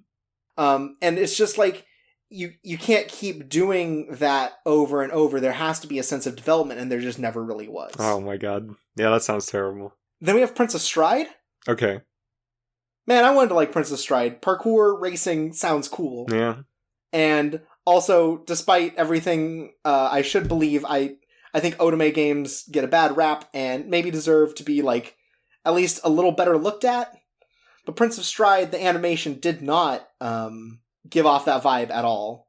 Yeah. It felt like it was, like, really just kind of going through the motions, and I don't know if that's a timing issue or what, but it definitely felt like the characters were sort of half-formed, and its action was really hit and miss about, especially, like, placement. Like, you never got a sense of how a race was going until someone said, oh, they're on the last lap, or oh, they just made it around this bend. Yeah. Very poor direction. It's really hard to follow. Yeah. And I think there's a cool idea there. And, like, the first episode, I think, does the race really well, that first Stride event. Yeah. But then it kind of loses its sense of direction. Yeah, there. It definitely doesn't live up to the race from the first episode, for sure. Yeah. Then I also have on here Days. Okay. Oh, this is the sports block, actually, as it turns out. I don't know how I ended up with so many sports. So Days, it has one character. That's the main character. And he has a lot of trouble developing. Yeah. And when he's out of the picture, there's just nothing. It is just a dour sort of show where all of these one-note characters are trying really hard to stand out. And it's really unfortunate, because I think Days has a decent premise. Like, plenty of shows have done, guy who's not very good at sports gets good at sports. Yeah. But Days definitely spins its wheels way too long, because that guy does not get good at sports in the first, 6 episodes. Except for when he is. Except for when he somehow, lucks into it. Yeah. And then all the other characters are just kind of there to support his development in one way or another. Mm-hmm. And so many of the episodes are the main character does something dumb, and then someone else is like, that's dumb. And then he's like, no, it's very good and cool, actually, because it shows how much I want to be good at soccer. And then they're like, you're right. And, he's endangering himself in a lot of these cases. So, ugh. Yeah. And then the last one is Yuri on Ice. Yeah, I have this one on here too. I like the premise. I like what it sets up with the different arcs of the main characters and how they are sort of the same arc but from different points in life. But Yuri on Ice in some ways is way too ambitious. I think it does too much ice skating to the detriment of its quality, which is unfortunate because there's some really good choreography and stuff in there and just moments that feel really good. And I think the romance actively detracts from the arc that I felt was coming from the characters. Yeah. It takes up a lot of space. I don't particularly like Victor as a character and think he takes up a lot of space. And there are parts of it that just do not hit at all about me wanting to care about that character. I think Yuri on Ice just was it really started to fall apart as it got further into that, which is just not what I was there for. Yeah. Yeah, I was already not super on board with the show basically starting from episode 2. Thought episode 1 was pretty good, but after that it went downhill really fast. And then once I started to realize how unfortunate a lot of the undercurrents in that show were, that's when it really started to hit me that I'm just really unhappy about this show in general. we already mentioned a lot of it when we talked about it previously, so I won't go over it again. But I think probably, like, actually one of the, not worst things, but one of the things that I think was really unfortunate that people latched onto is that the bad guy character, or like the antagonist, like the annoying dude from the contest. Yurio. No. The man who is very straight. Chris. Yes, I think is the bad guy for the same reason that Victor is not the bad guy, which is that they're chasing after a lover very actively. Oh, not Chris. The other guy, the guy who got broken up with the girl. Yes, I don't remember his name, but I know who you're talking about. The like gothic kind of dude. And that's weird, man. What I'm trying to say is Victor sucks, and Yuri deserves better. And just the entire relationship angle of the show was completely fumbled, and I don't get why people like it. And that's it. I hate this show. I think hearing that the first season is not the last season, like, really undermines a lot of the character development stuff. Mm-hmm. Like, just hearing that, it ends with, like, going like, Yuri didn't win, so he's gonna go back into it. And also Victor's going back into it. Seems like you really just, like, dropped the ball on both of their arcs. Wow, weird. It's almost like Victor is a manipulative piece of garbage. Anyways, that's my list. Yeah. Let's see. What do I have 1, 2, 3 different ones on there, because I had Dimension W and Yuri on Ice. I also have on here Mayuiga. Because our moniker, support original anime, except when you're gonna have to follow in on that one, because I don't even remember what the thing we were talking about last week was. Except when it's Neko Para. There you go. And Mayuiga was an original anime with a premise that I'm super into, which is a bunch of people go out to an abandoned place and something weird starts happening. And in the end, it just ended up being a total wet fart of a show that I found nothing to like in. It's just that there's a spark of life that I think a show with this premise really needs that it didn't end up having. And it didn't need to be a total, like, slasher fest. Yeah, but it definitely needed to come alive at a certain point. I don't think it ever did. And that's why it's on here. Then next up I have Berserk. I had really low expectations, and the show still completely crushed them in a bad way. Just, there is so much to love about Berserk as a manga. Like, it's genuinely one of the best graphic novels of all time. And none of what is good about it is here. And it's just such a mishandling of the property that it's just a huge mess. And that's a shame, because Berserk deserves better, and it just seems like it's impossible for it to get what I think it should have when other shows, like, for example, or when other manga, like Drifters, for example, do get, like a really lavish production and a good-looking show, and it's like, man, come on, give Miura a break, give him something good. And he never does. Yeah, like, Berserk is beloved, and it's like a huge selling franchise. Like, it astonishes me in a lot of ways that it can't get the funding, or like it can't get the, like, people behind it to really, like, push it, to give it the adaptation that people think it deserves. Like, it's fascinating to me that something as huge and, like, long running and beloved as Berserk can't get anything in the modern era except, like, cheap 3D, because, like, the movies recently were like that too, right? They had better 3D, but they were still not. But it was still, like, great 3D. Looking productions. Yeah, it's like, it's just it seems baffling that they can't get a 2D studio to sign on to that. Yeah, well, I assume what happened is Gemba and Milipensi just said they could do it cheaper than everybody else, and that was just good enough for the production studio. Maybe they even had to fund it themselves, and they had to pay for the license and then use whatever they still had left to produce the show, which would be even worse.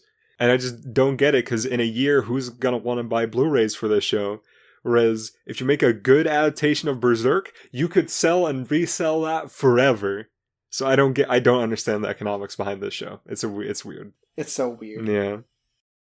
And then speaking of not getting the economics, last on the list is, this is a bit of an unorthodox pick, but it's Kyoto Animation as a whole.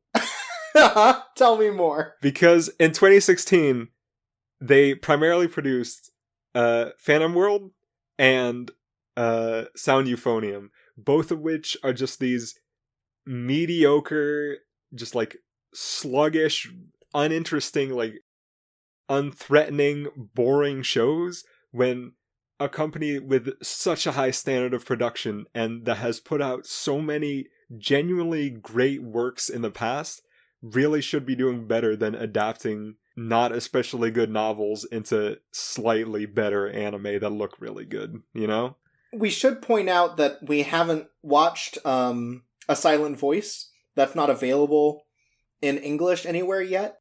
So that might be the one thing that stands out, but we're specifically talking TV stuff. Yeah.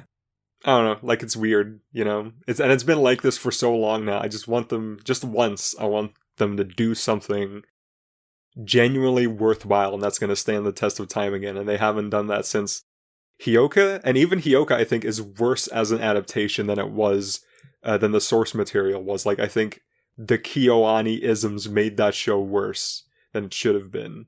So damn it, I just want them to pick it up and start putting out that good stuff again, like they used and like, to. You know, they're like Air. Don't talk smack. Carry on. Who even are you anymore? No, but but I think like KyoAni at this point has become an Ouroboros in a lot of ways. I think that because like they also like produce and like print light novels. Mm-hmm. I think at some point they're just going to become circular and put out light novels and then make anime adaptations of them. Yeah. I think that's just that seems to be their end goal.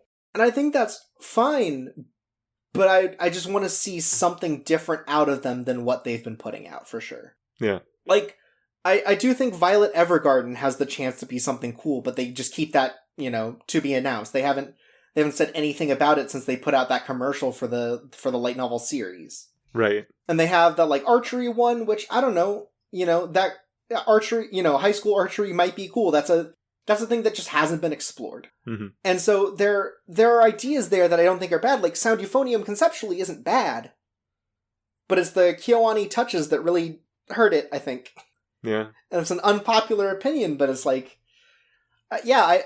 Amagi Brilliant Park was the last thing of theirs I enjoyed, which was like 3 years ago now. And it was trashy, sure. But it was also, like, fun. And I think they've just been missing out on the fun aspect for a while. Well, Phantom World was supposed to be fun. Yeah, but it wasn't.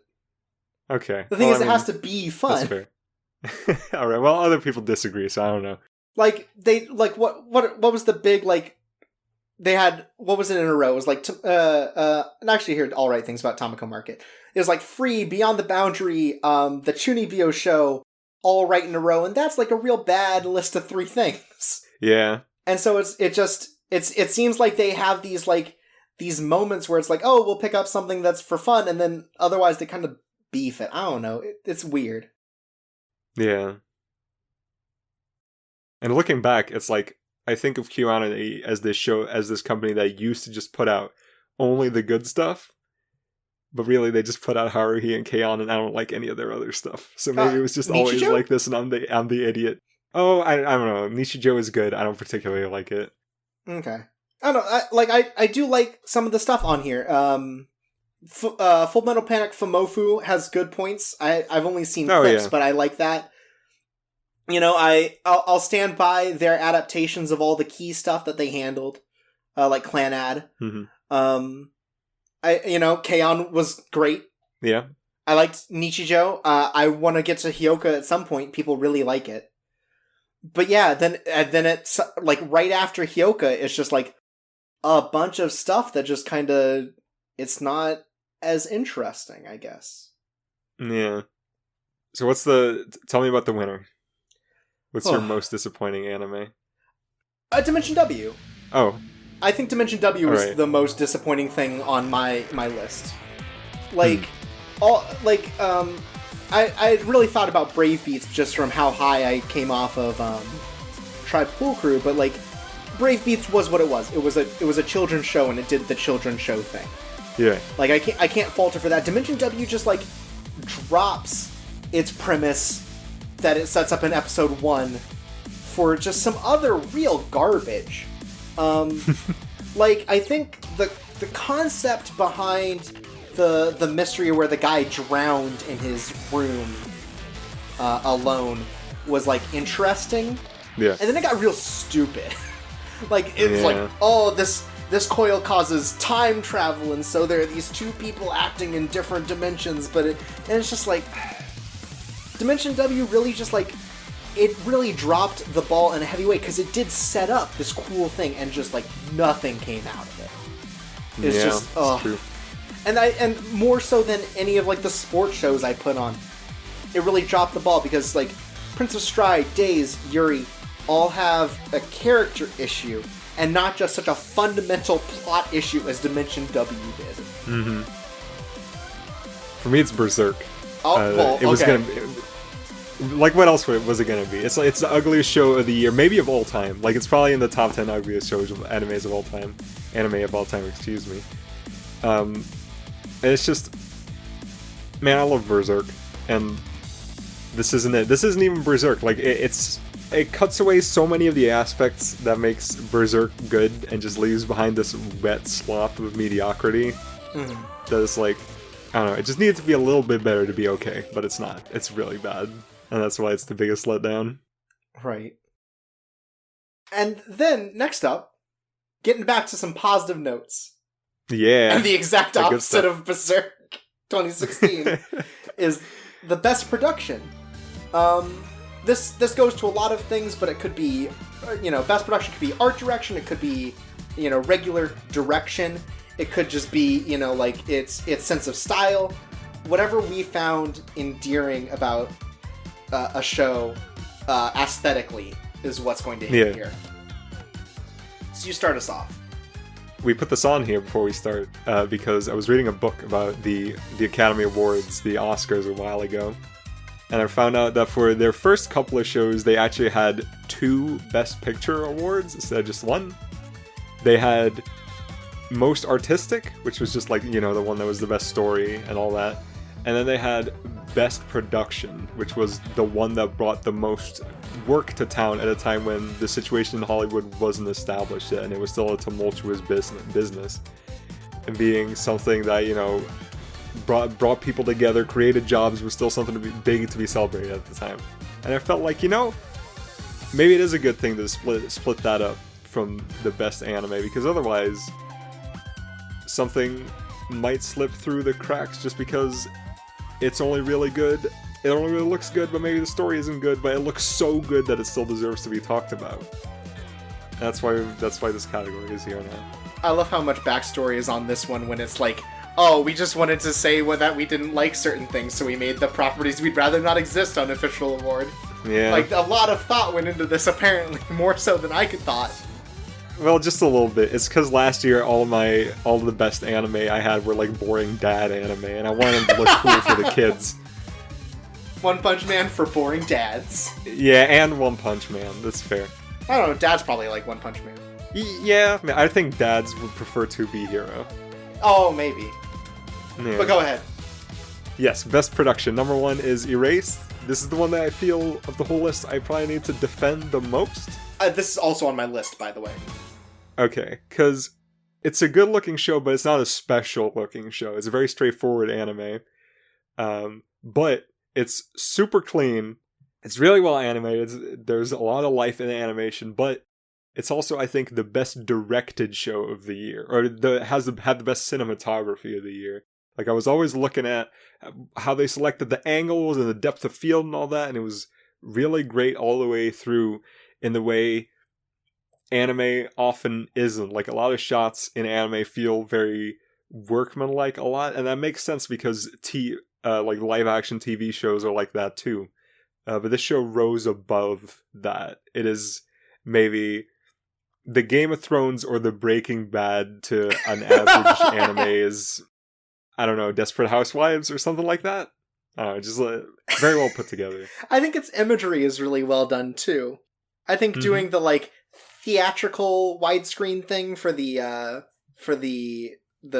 past parts is really cool because it lets you know, like, oh, this is, you're looking back on this sort of thing. Like, it is a snapshot, it is a movie of the past. Yeah.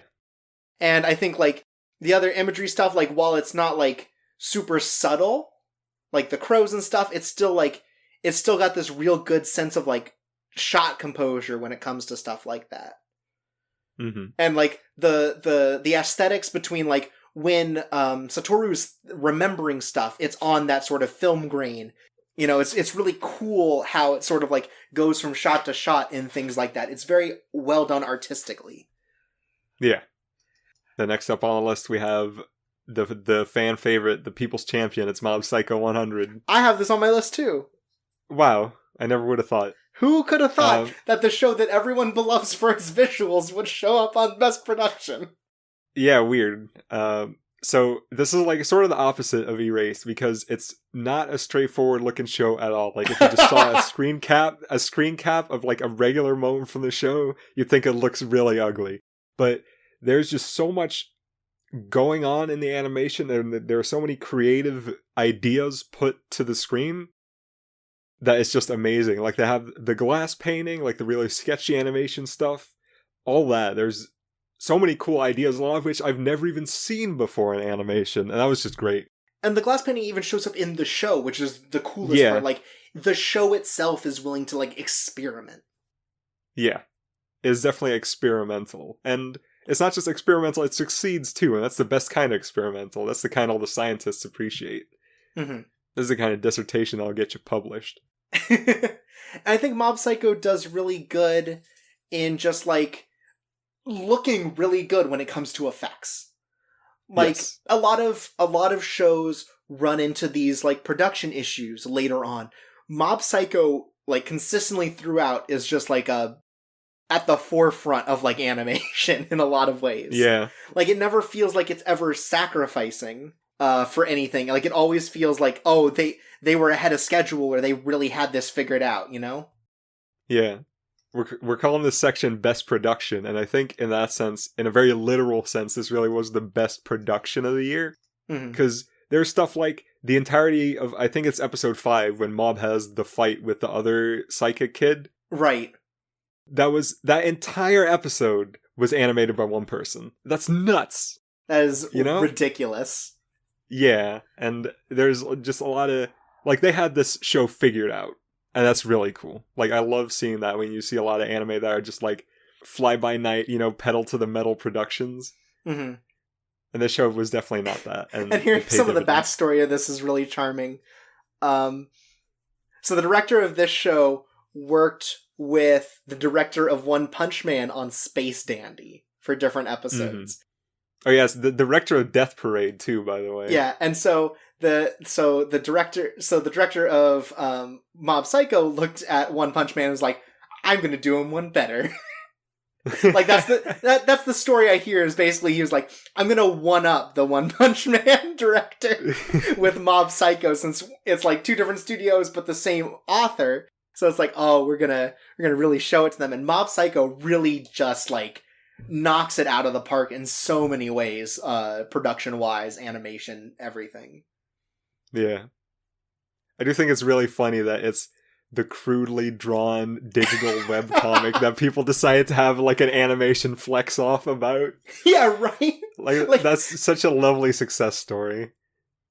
And I think this isn't really production, but one of my favorite things about Mob Psycho just as a show is that the post-credits sequence of the last episode is a short vignette about them going to, like, hunt a yokai or whatever. And it's all story, it's all the cells are done by one. Oh, yeah, right. So it's all professionally colored and everything, like the people at Bones, but then, like, you can tell, like, he's trying really hard to match the style of the anime, but it just doesn't work.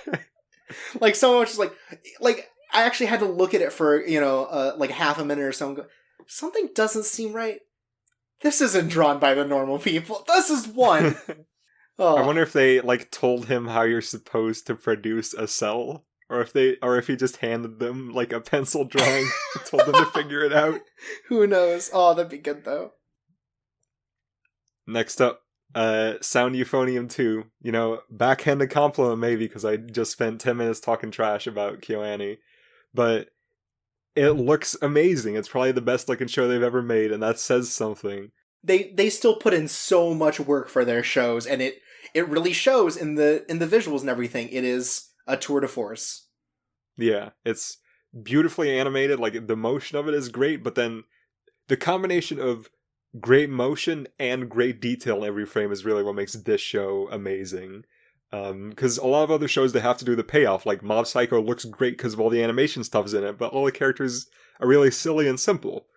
And then you have something like, I don't know, maybe like a lesser Madhouse show, like Irregular Magic High School, that has great looking characters and looks great in screenshots, but man, the movement, really stiff. And this show is amazing on both fronts, and that's incredible that they're even able to pull that off. And what's really fucked up in a lot of ways is, like, all of their stuff is, like, in their wheel. Like, they have, like, a set number of people. They don't have to, like, contract out to other people. They are prepared way ahead of time for any sort of delays with their very small core staff. Mm-hmm. Like, they've got this industry figured out in the way that is going to make them the most money. And God bless them, but please pick something better to add and adapt. Yeah. I saw a bar graph the other day that showed the amount of key animators on every show of maybe all of 2016, but I think it was just the last season. And Sound Euphonium 2 had the least at, I think, 5. Yeah, it's really fucked up. And I think that's true of most of their shows. Yeah, maybe that was just for the first episode of every show or something like that, but it was definitely, like, that once again speaks to just, like, a good, well-put-together production, and that's great. It's wild. Was this on your list, too? No, but, man, KyoAni, always doing it. Well, not always. Like, Phantom World was still really good, but it's not amazing like Sound Euphonium 2, and definitely not something that I think should be on this list. But yeah, Sound Euphonium 2 is like, the strongest looking show that they've done. Yes, totally. The next up, number 4, we have Kaminari of the Iron Fortress. I got this on my list too, yeah. Alright, yeah, it's not a surprise. It's just a powerhouse of animation. Just like, so many different character designs. Stuff's always going on in this show. 3D is really well implemented for the most part. I haven't finished it yet, so maybe it totally just like crashes off of the rails in the final couple episodes. But for the most part, it's just stunning what Wit Studio managed to pull off with this one. It takes pretty standard anime production dives. It doesn't, like, really beef it. Okay. And I think one thing it does really well is just action, like, really making you feel every hit in the way that the characters react to them. Mm-hmm. Just, like, getting knocked back or anything, and just, like, really strong action shots, and, like, the interior of, like, the train is always really well done, and done in, like, a realistic way. It's nuts. Yeah. Even if, like, the guys and girls and children all have sort of a different style to them, like, particularly in, like, their facial structures, mm-hmm. There's still this very, like, strong continuity going through them that makes it feel like they all live in this world together. Yeah. Like, they're distinct, but they're still understandable as characters in a singular universe. Yeah. I think it's the shading, partially, that does that. Mm-hmm. Like, there's this really cool multi-layered shading thing going on in this show that I think, like, a lot of anime do that, and I think Sound Euphonium does it too. I mean, it has to, because of all the brass instruments. But I think this show almost does it one better just because the movement in the show is very extreme, and there's just always, like, just big motions, and that's more difficult to keep consistent than small motions, I feel, but they pull it off for the most part, and that's pretty amazing. And it's also, like, this isn't exactly production, but it's also, like, I think one of the better uses of, like, steampunk as a thing. Mm-hmm. Where it's not, like, way too up its own ass about the world, but it's like, oh, these are non-traditional weapons that we've, like, made enough of a justification for. Yeah. Yeah, I am a bit of a steampunk apologist. I like the style a lot, but I have one central rule for it, and that is that every little bolt and gear and pipe needs to at least look like it has a purpose. And this show does a really good job of that. I think I buy into all of the technology in Cavaneri, and that's great. Yeah, and like the decorative stuff isn't like full of gears and cogs and stuff. It's just made of metal. Yeah. And I think the one like steampunk thing that's like silly but like endearing because it makes sense is the motor powered bow and arrow. Yeah. Where it just like it has a gear where the arrow is going to go through just to make it go faster. Yeah. And like it is very decorated, but like I get that, it's there to give me the understanding that, oh, this is like a super bow and arrow. Yeah. It's like, sure. Like, it's silly, but I buy that it works like that. It's not like just a hat that has gears on it for no reason or something like that, Mm-hmm. you know? Yeah. The one thing that was bad about this show is the part, or visually, is the part where the girl, the mechanic girl, takes off a coat to really like work of a handle good, Mm-hmm. And then suddenly her muscles grow out of nowhere. No, that's not the problem. Like, yeah, she has her body structure does change. That's a little weird, but I don't care about that. That's just there to add emphasis.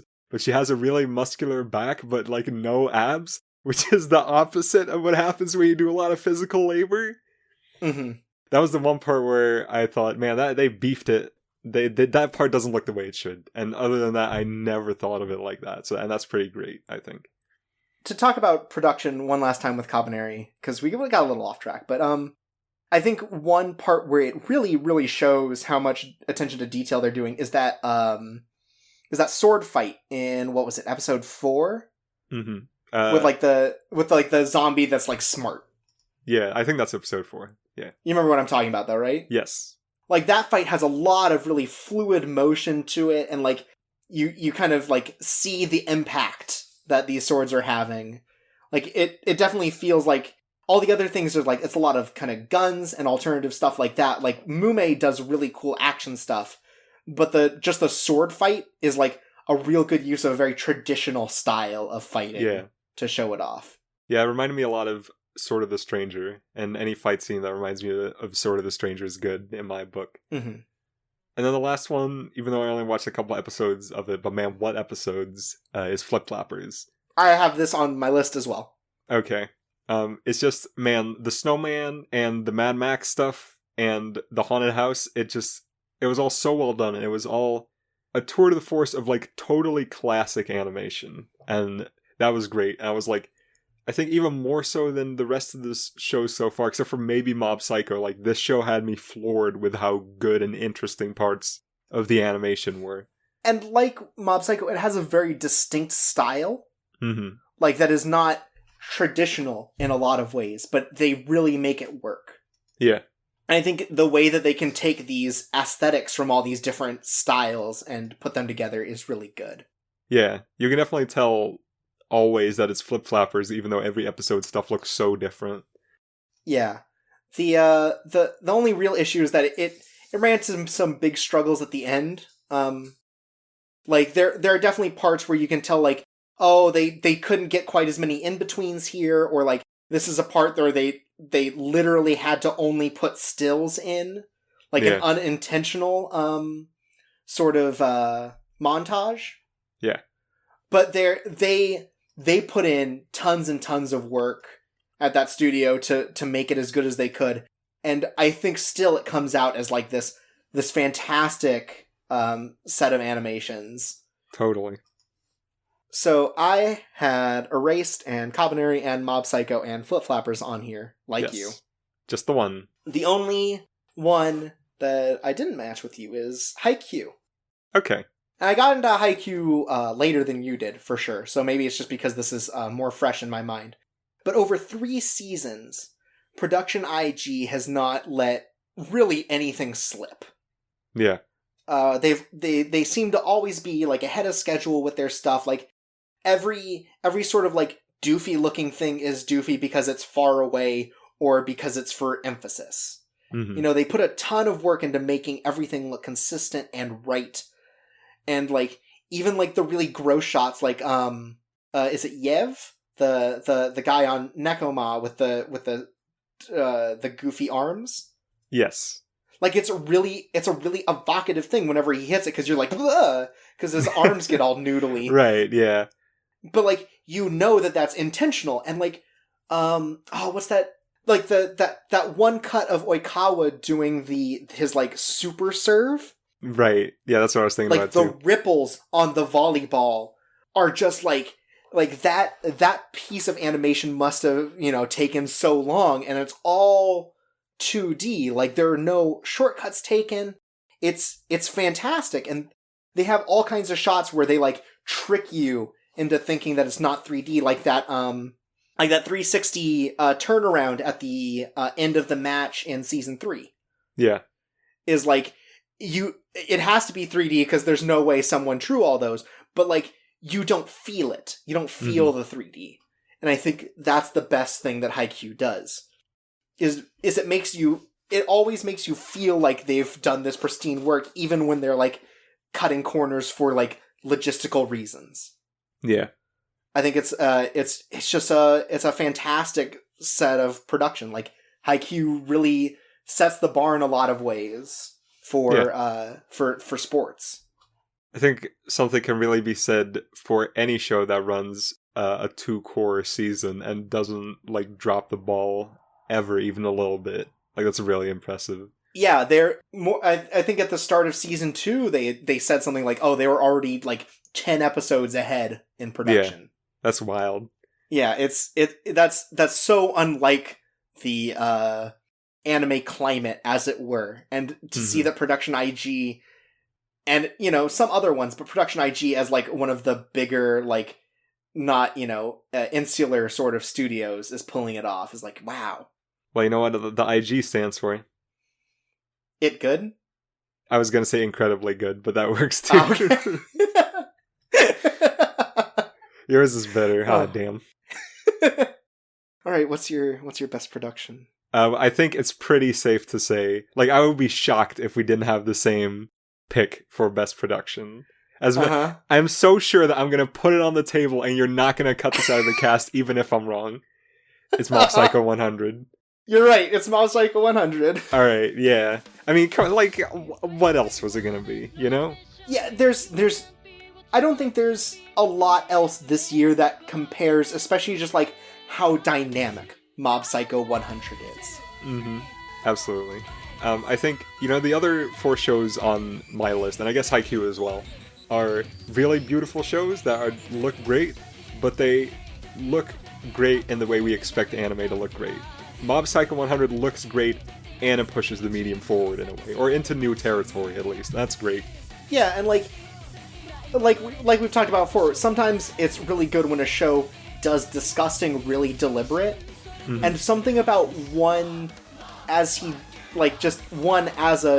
writer is sometimes he makes some real disgusting looking like gags and stuff. Yeah.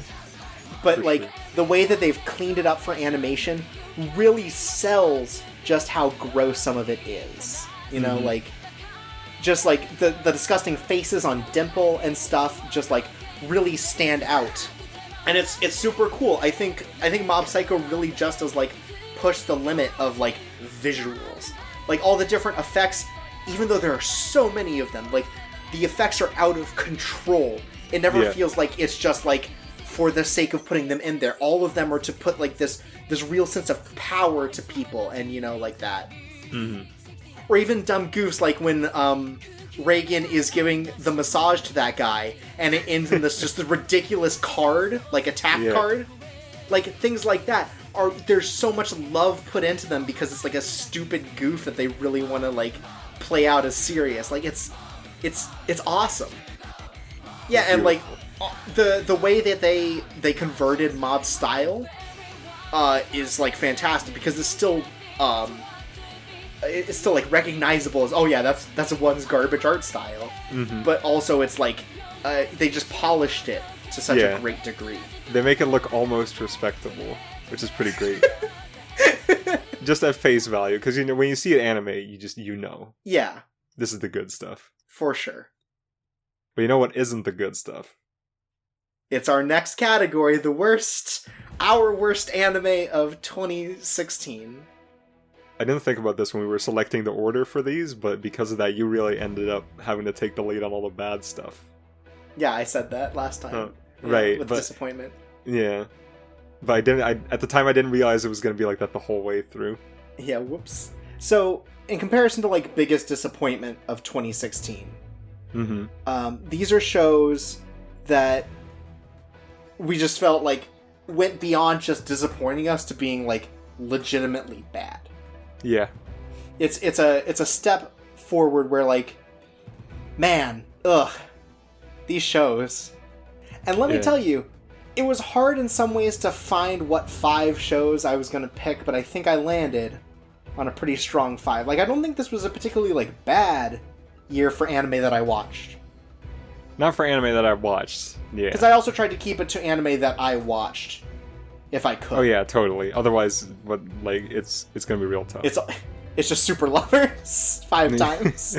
Oh, well, who's going to win? But yeah, so with the worst anime, I'll start this off, and I'll say Mayoiga. Okay. I have that on there too, and it was my first one too. Mayoiga is a show that failed so far to live up to expectations that I even tried having different expectations, and it failed them. Yeah. We've talked about this show before, and said that we've tried to look at it from different angles.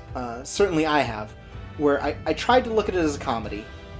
I've tried to look at it as a horror thing, and I've even tried to look at it as like an ironic thing, where like none of the parts are actually good, but people like it because of that.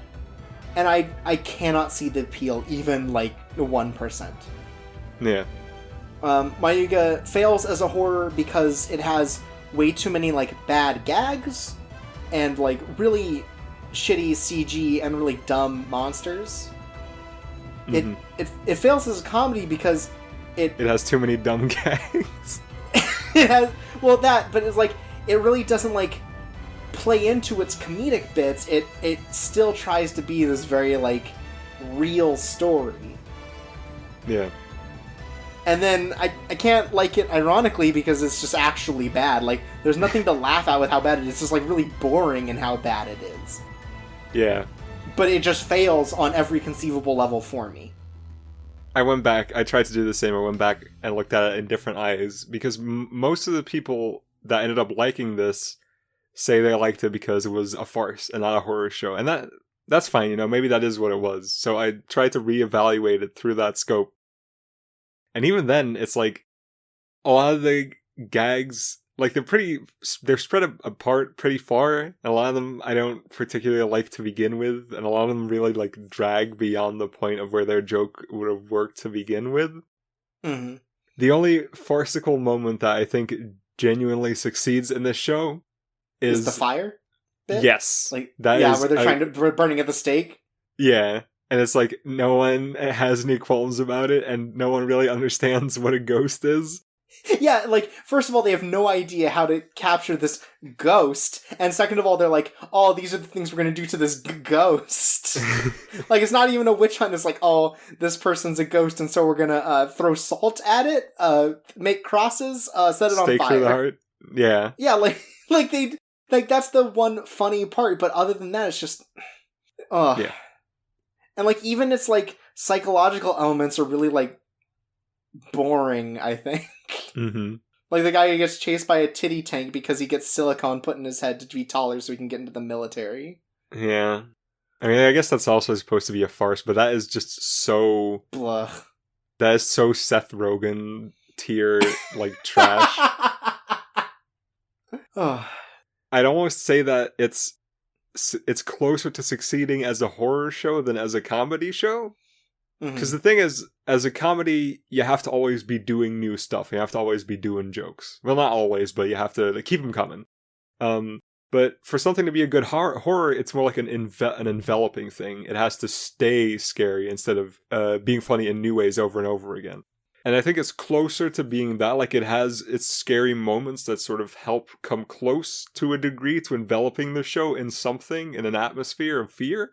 And there's just enough of that to make me say, okay, I can see how if this was a lot better, it could be a horror show, but it would have to be so much more to be a good farcical comedy. Mm. Then we have another failed comedy on my list, which is Tanaka-kun. All right. Tanaka-kun has a real bad first 10 minutes, which is really bad because it's not even Tanaka-kun. It's a fourth wall breaking joke about how Tanaka-kun's like fan club learns that there's a Tanaka-kun anime coming out, but they don't have access to it, so they make their own and they fight the studio that's making the Tanaka-kun anime, and it goes on for 10 minutes. Oh. And I don't, like, at that point I don't care about any of these characters or know who they are, so like a lot of the jokes about who they are just lose any sense of like none of them hit. And yeah, and then it starts up and like it's kind of funny that like for a slice of life show they're using this really shitty death metal song as the opening, but then it just gets into like the most sort of rote humor that I've ever seen in my life. Like, it's just the joke is that everyone likes Tanaka-kun, but Tanaka-kun thinks everyone hates him, so recontextualizes all of these things that happen to him as like horrible things, and just whatever. Tanaka-kun really like beefs it, and that first episode was so bad I didn't want to go back for a second. More like Honda-poon. Damn. I don't know, like there's one kind of good joke at the end where like his fan club shows him the anime they made in place of the one for Daimita, and it's just like him like being so beefy and strong that he comes from space and like just kills a bunch of people, and he's just like, why the fuck did you make this? And that's like that's got its fun bits to it, but it's just like as an episode it really stunk. God and damn. So I just didn't want to go back. Then we have Magical Girl Raising Project. Right. Which I regrettably watched any of and then learned more about as it went on. And it's just like, it really gives off the sense of just like not understanding how to make things dark and also like effective. Like it's real edgy in a way that's just like, oh, this is a thing we could do with a character. That'll be dark and, emotional or whatever. That'll shock him. Yeah, that'll shock him. It's all seems for shock value. And also it's, like, really plotting and boring. Oh, well. Like, they spend an entire episode after a character dies learning that characters die, basically. Like, they learn the premise of the show, and it takes an entire episode to, like, get it through everyone's head, because they have to tell all of the 15 magical girls that are left. Oh, dear. And, like, the action's not particularly good, and the characters all look... The characters in their magical girl forms all look like they're 13, which then gets worse when they're like sexualizing them and making them drink whiskey. And like it's a lot of elements with the characters, like, oh, one of them's actually like a 30-year-old who works for the mob, and or it's like, oh, this is a pregnant 16-year-old. Or, oh, this person was bullied in school for being molested. Like, it's this, like, it's like a checkbox of all the bad things you can do to characters. But, like, without really playing into, like, all these characters get their development right before they die. It's, like, a big thing. And I have received at least one comment that's like, oh, you can't criticize it without reading the rest of the books. Look, this just bad. I don't need to know the other things to know that this is, like, a series I'm not going to enjoy and thought was just, like, actively really bad. I think the only way this could have been good, based on what I've heard about it, is if instead of being killed by whatever, like, I don't know what kills any of these characters, but instead it's this exact same show, but they get killed by Spawn every time. Like the comic book character. I think that would be great. But and then here's I think the maybe one of the worst things about it, despite all the other worst things I said. It has a lesbian couple in its group, and like it's treated as like a total normal thing, and they have a happy relationship, and then one of them dies from the game or whatever. And the other one in the couple gets so sad that she commits suicide, but the camera zooms in to let you know that yes, she peed herself while committing suicide. And it's just, it's the worst, like, sort of, like, fetishization going on in the world. Ugh.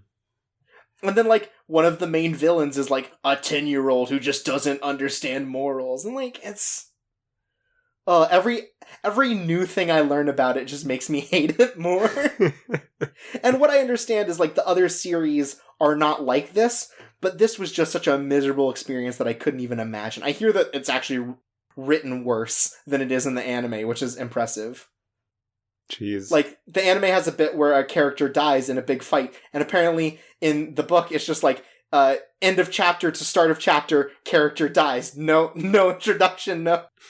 Like, this is like a major character, it's just like, and then they were dead. Whoops. Oh, well. Then we have Rewrite. Okay. As the kind of sucker who likes the things that Key Visual Arts puts together, like Clanad and stuff, I was really hoping to like Rewrite because it's one of the few things that didn't get an English release, and for a long time didn't have a patch for it either, so that you could play it one way or another. And so I wanted to look into it, but like it is everything that is bad about visual novel adaptations. Goddamn. It's too fast. Things just go unexplained because they need to move forward, and it tries to do all the routes, but like they each only get an episode, and so like all this character development stuff is just super fast paced and unintelligible. It doesn't look particularly good. It's just a real slog. Damn. Yeah. And you know, they made that second season to do all the like bonus routes. I don't know. I would like to look at the game at some point, and I hear that there might be an English release coming, so maybe. But that anime was just it was a nightmare. The anime itself needed a rewrite, it feels like. Goddamn, you're right. And then finally we have Big Order. Yeah, I have this one too. Even as the kind of person who's like, oh, you know, Mirai Nikki is like really trashy in a fun way, right? Mm-hmm. As a manga, that's how I feel. Big Order also kind of clicked the same way, at least to start when I was reading it. Before it got a little too, I think that guy is just like, he's alright at writing horror, and then everything else is like, when he tries to do Big Order, it's supposed to be like action and stuff, it kind of falls apart. Yeah. Like, he's much better at sort of the suspense bit. He's very good at suspense, yeah. That's the one thing I'll give him. And so, a lot of Big Order just kind of fails for not playing into that strength. And I think Big Order also had like a really good cold open to its anime adaptation that doesn't show up in the manga at all. Just the way that it opens up and shows sort of the destruction of the world and like the imagery that goes along with it is really good. And then just like falls apart immediately. And like they have to do this anime only ending because they only get 10 episodes or whatever. And apparently it's even more rushed and nonsense than the original, which is impressive. It's just a really bad adaptation of a series that I did end up going like, oh, really isn't, you know, even like fun enough as a trashy thing. Yeah. And it's weird that this even happened at this point, because like Mirai Nikki, the animation happened after it was done. They did the whole thing. Right. And they got 26 episodes. This feels in some ways like a contractual obligation. Like sort of you have to do one more album before you can get off this label sort of thing. Uh-huh. Where it's like, oh, we said we'd do this guy's work and it's just like not finishing, so we just got to do it now or whatever. Like that's how it felt to me. Because it only got 10 episodes. Its website is built off of the Mirai Nikki website. Like you go to mirainikki.com/bigorder. Like, in what world is that okay? And so, yeah, it's real slipshod. And I think, like, especially the 3D is fucking abysmal. Yeah, it is. I just thought it was complete hack trash that had no redeeming qualities at all. Like, the art is not interesting. All the characters are super lame. Like, the premise is so, like, basic in a weird way. Like, oh, there's all these characters that are really strong in a weird way. Like, that's it. That is the whole premise of the show. And you could do something with that, though. I guess, but you have to do something more with it than just, that's it. Yeah, no, I'm not saying it succeeds, but... Yeah. And then all the powers are just like weird, but not weird in a fun way, just weird in a this is like something that a 5-year-old would come up with and think is cool way. It's a real knockoff JoJo sort of feeling with their powers. Yeah.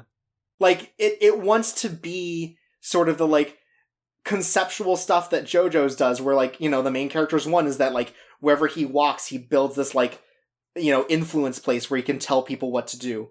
Mm-hmm. Which, like, there is a JoJo's in there as the conceptual, but it's never played with in a particularly interesting way like JoJo sometimes does. Yeah. Like, all of it's just played super straight, and just, like, some of the powers are just, like, real basic, and, like, it's just, there, I see that there is potential there, and some of it's, like, schlocky in a fun way, but on a whole, it's just kind of bad. And man, the sexualization of that black lady, Oof. that was, like, some of the worst stuff I've ever seen in anime. And yeah. So was that it? Was that all 5? That's all 5. Alright, well, I've got 3 different ones. I also had Maiuga in big order, but I also have on here Berserk.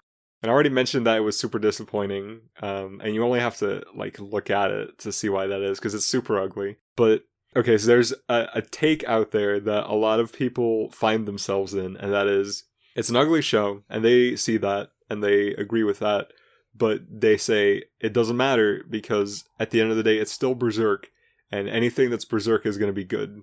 And I just don't think that's true. Like, they fumbled the source material on so many levels. Like, yeah, the visuals are bad, but then they also, like, cut apart the story in this really weird way, almost like they intentionally tried to cut out all the good character development bits.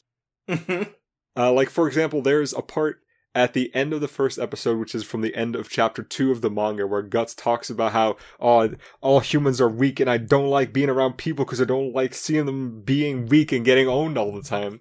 And it's just, in the anime, it just sounds like he is a super edgy psychopath. And it's mega lame. And it's a bad capstone to an episode. And in the manga, there's also that, but it's like the 3rd time he's given that speech already. And at this point, it's become super obvious that he's just lying to himself, that he does care, and that he just needs something to shield himself from, like, the tragedy of the world. And there's all sorts of stuff like that that are just cut completely. There's a super important arc that's probably the most important to establishing what Guts is post the eclipse, like the big apocalypse event, that is not in the anime at all. And it's, man, they worked over that story, and they just kind of cut and pasted it, and they just made an anime that's not the good core of Berserk with some bad scoops of bad anime slapped on top of it. It's a lot of the good stuff of Berserk cut out and replaced with bad anime stuff. And that's unforgivable, man. Like, goddamn. And I think from what you said, like, they put a real emphasis on, like, the sexual assault stuff. Not really. There's just a lot of it in Berserk, but it does rub me the wrong way that they cut out an entire super important story arc and then left out this horse that sexually assaults a lady, or left that in. Like, where in the world were the priorities on the show? I do not, like, they didn't just goof it with Berserk. I feel like they didn't get Berserk at all, because this is just not what Berserk is. Not just because it's way worse, but it's just so different and so lame and flaccid. Mm-hmm. And that's why it's on this worst anime shortlist. The next up, maybe, like, the pick that I had to second guess myself on the most, it's Days. Okay. Yeah, because just looking back on it, I was like, man, is this anime really that bad? And I was like, yeah, I guess, because there's nothing really good about it other than that it looks good most of the time. It's just a bunch of non-characters doing just the most it's been done stuff in sports anime ever.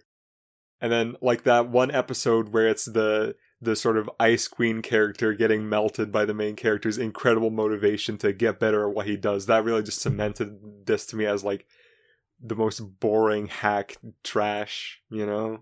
Just like Big Order. Yeah. But for sports. Like you said before, it's like, he's doing the stuff that, like, any actual, like, person who knows, like, sports and fitness would advise against. But, like, because he's got so much dedication to becoming less trash, it's like, oh, well, then it's okay. And that's how he, like, gets everyone on his side, but it's like, it's garbage. Yeah, and it's weird because that's a story that a lot of sports manga cover. You know, Ice Shield 21 does that, Haikyuu does that a little bit. Ace of Diamond has flights of that. But that's like every episode for the first 6 episodes. Right. It's so much of this show and it never changes. But then you also just look at it, you know, all those other shows, they do stuff on top of that and they handle it in a different way. And then this series came after all of that and strips out anything that could be interesting and just leaves the bare minimum of a story, and it's just not interesting. The show did the opposite of waking we up and put me to sleep. Man, Wake We Up's a good name for an OP, though. Yeah, it is. They did a good job on that one. Especially because the name of the band is like Howling Be Quiet or something. Yeah. And then the final one, this one is almost filler, but then again, it does deserve to be here. I think it's Aoni, the animation. Which is just such an unfunny flop based on such a fringe property. Like, I don't even really understand why they made this. And, like, they're also making that movie. Yeah, oh man, the movie. But it's not related to this at all. Like, it's like if they made, like, a triple X, like, comedy series leading up to that new triple X movie. The new triple X movie. You know what I think is really funny? Can you believe that there's a new triple X movie coming out? Yes, but you know what's more funny than that? It's that there's a new Underworld movie, and it's currently the highest grossing movie of 2017. Jesus Because Christ. it would have to be, you know, because what other movies came out so far? I just think that's a really funny fact. Yeah, Jesus Christ. Yeah. Like, I don't know, is Aoni really a franchise that needed to be kept alive, like, needed to be kept propped up before the big movie release? I don't know, because they also had those other 2 movies that sucked. Oh, man. And it's just a really bad use of the property to begin with. Like, Aoni is a game that I don't like, but I do have a certain... It has a place in my heart, I think. There's a lot of funny things they could have done with it. Like, I think I already... pitched this, but I think they could have done a great joke about how you can get the Aoni stuck in a loop, like moving around a couch, so you can like run down the timer after which he stops chasing you. Like that, there's so much potential for like good humor or funny in jokes, but instead it's just he's there, he's killing people, and then his butt is in the outro. That butt's good. Yeah, that's the only good part of this show. Oh.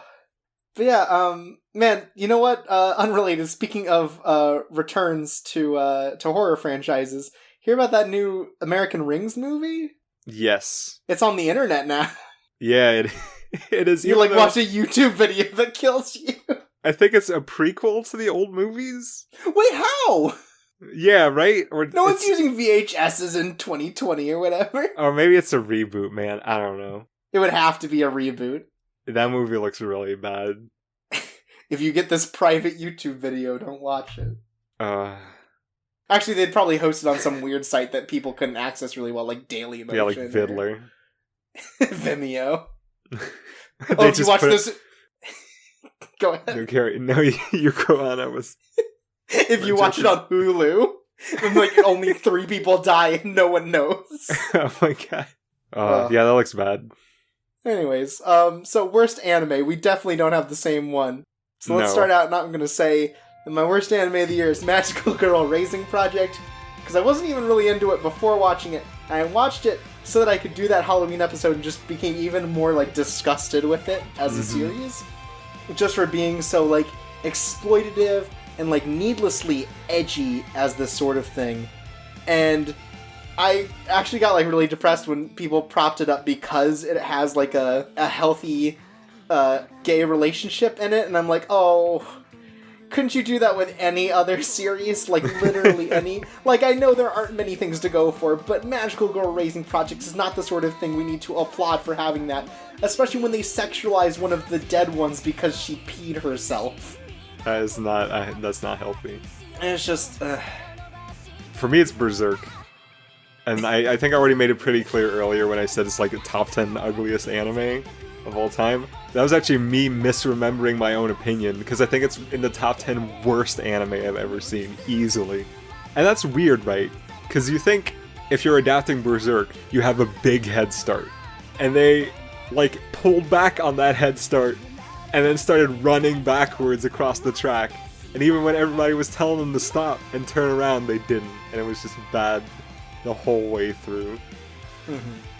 I like that we basically picked the same show for different audiences. Yeah. I've got a Magical Girl show that's needlessly edgy, and you have Berserk, which got turned needlessly edgy. Yeah. And bad. Ugh. It's weird because in a way it's almost they made it a little more tame in a lot of weird ways.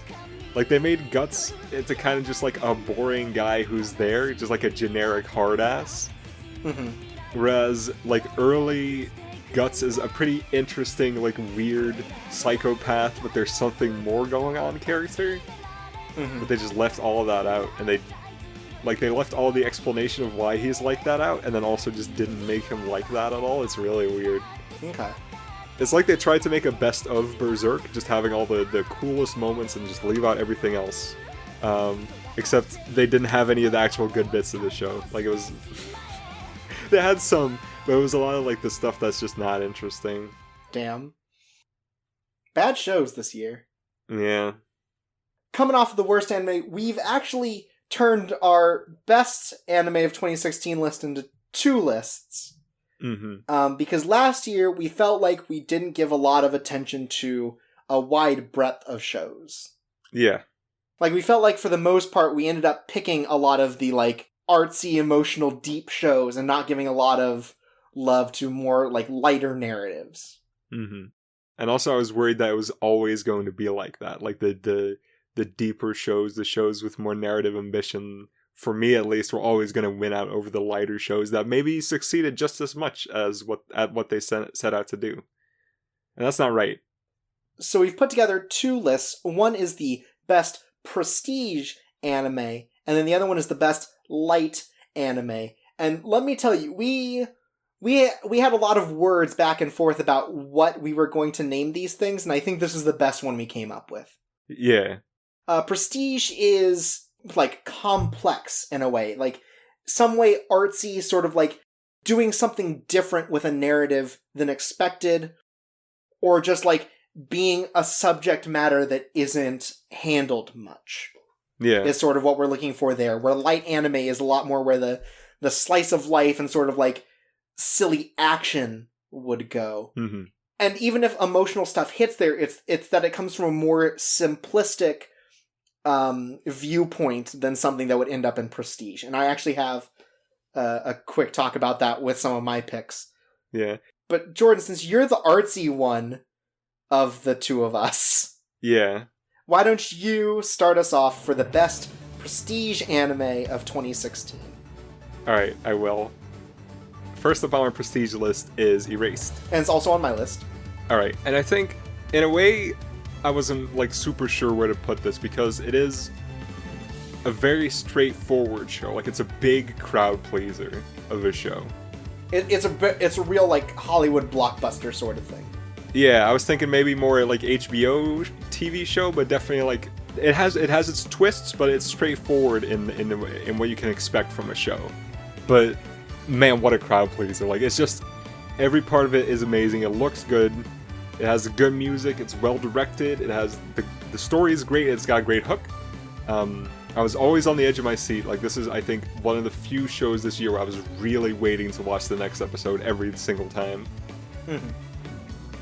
It handled everything so delicately. Like even the extremely strange subject matter of Satoru, who is an adult falling in love maybe with the little girl, like just they handled it with such a fine silken touch that I think it ended up still being really good. It never gets like creepy.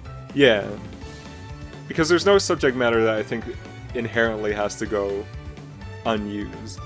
But I think normally, old guy falls in love with a kid, you know, that's off-putting, just hearing that, especially with anime. But they did it well here, and they did a lot of stuff like that, like child abuse, child-parent trust, like a lot of genuine dark issues that are maybe like a little scary to touch are handled in the show, and they're handled really well. That's great. Yeah. I think, I mean, a lot of people will agree that the ending didn't quite live up to expectations, but you know, like, I think just the entire narrative of Kaio is super well handled. Yeah. I don't think I would have felt anything for the ending at all if they hadn't spent all that extra time making that Kaio arc so strong. Yeah. Because it does really get you emotional, and at that time you still don't know who it could be, and it's making you think about all these different things. And it's just, it handles its subject matter well. Like, there's stuff about a child abuse in there that's really well done, and not like, it doesn't feel like it's there just to be like, oh, to make you feel for this character. It's like a very real situation. Yeah. It has respect for all of its characters, which I think is really important. Yeah, and even at the point where, like, the mother feels regretful when Kaio's being taken away, it never, like, goes out of its way to be like, and so you see, it's the love that's important and not the fact that she's a horrible abuser. Like, the big part is that she is still a bad person. Yeah. But that, it still presents her as not a good person, which I think is really important, because it's so easy for narratives like that to be like, oh, because they did it for the right reasons, it's okay that they did the wrong things. No. And so I think that it handles that really well. And just like as a mystery, it does a good job of kind of hiding itself till the reveal, I think. I don't know if I agree with that, because For just a by bit, process. No. Because for a bit, I think, yeah. I know you're saying process of elimination, but that's because they, like, I was for sure thinking it was going to be the boyfriend of Kaio's mom. Okay. But as soon as he stopped appearing in the show, it's like, oh, well, there's really only one adult left. And that's the problem. Yeah. I think they did a good job with it, if only because just because something doesn't end up being surprising doesn't mean it's not good. I think that's something that a lot of people get hung up on when I don't think they should. Because that gets in the way of a lot of potential appreciation for a story. Mm-hmm. That's really good. Yeah. There's been a bit of a backlash against this show. People saying, oh, it wasn't actually that good as we thought when we were watching it. But I will go to bat for the show, and those people can eat dirt. Especially for the start. Like, the start is still, like, super, super good, even if it doesn't stick the landing. Yeah, absolutely. Like, I'll go to bat to this show till the day I die. And so much of the narrative is about how, like, Satoru really didn't grow up, and him learning to do that as a kid. Like, there's a juxtaposition there that's really well done. Mm-hmm. It's a good show. I loved it a lot as I was watching it, and yeah, it didn't stick the landing, but like so much of that anime was like a real, metaphorical page turner. Yeah.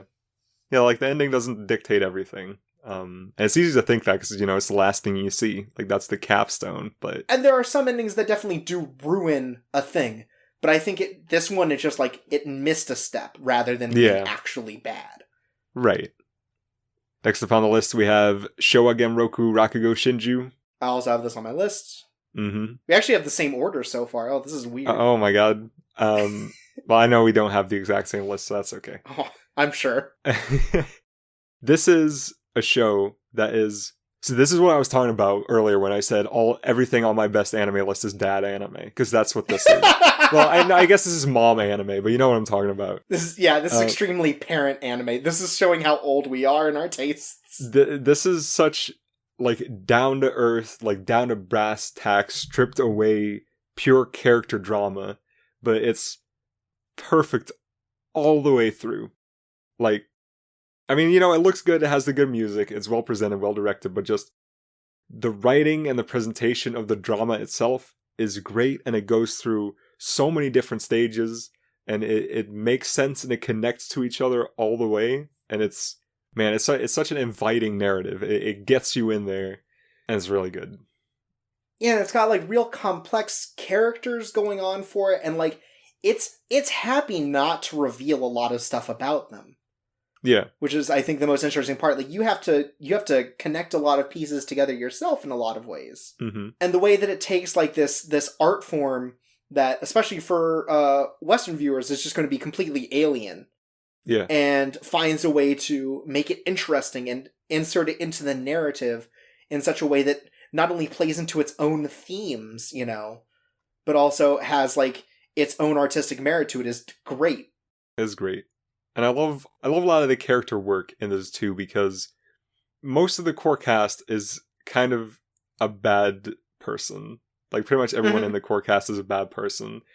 But not in, like, really overt ways, and not in ways that are, like, completely unjustifiable or, like, difficult to understand. They're all very much like, yeah, I feel that to a degree. I feel why you're like that, even though I think you're a real piece of trash. And that's an achievement, especially if you have to do that for multiple characters. Yeah, like, they all have their huge character flaws, but all of them play into the narrative in kind of interesting ways. And I still felt for them. And really make it so that, like, these characters are, like, are foils for each other, especially between the main two. Yeah. It's good, yeah. Shogun Roku is, like, was such a surprise hit because, again, it's about something that just, like, has no connection for Western audiences, but I think a lot of people can agree that it just had this huge pull together. Yeah. Yeah, they play with the style of the manga well. Yeah. And really turn into animation. Like, you can see some shortcuts, but, like, Dean seems to be really putting their A to B game on this one. Yeah, and the new season looks even better. Yeah, for sure. All right. Next up on the list, we have Joker Game. Wow, we're still the same. Oh my god, same order too? Yeah. This sucks. But then, okay, I think then maybe we might actually have the exact same list, because this is the one that I thought wasn't going to be on yours. No, I think number 5 is going to be the one that changes, but continue. All right, well, Joker Game is interesting because I thought the first episode especially, but the second episode as well, was just, like, complete trash. Like, I was a little steamed at the end of episode 1 because it was exactly the type of thing I don't like. But then they kind of pretty much just put that by the wayside. They were like, okay, actually, this, forget about all that. We're just going to tell some good-ass, mostly disconnected, interesting World War II era spy stories. And they did. And it was great, and it was pretty, and they were all tense, and it was a good show. Yeah, like, it drops the whole, like, school of spy things pretty quick, which is unfortunate given that it gives 2 episodes to that.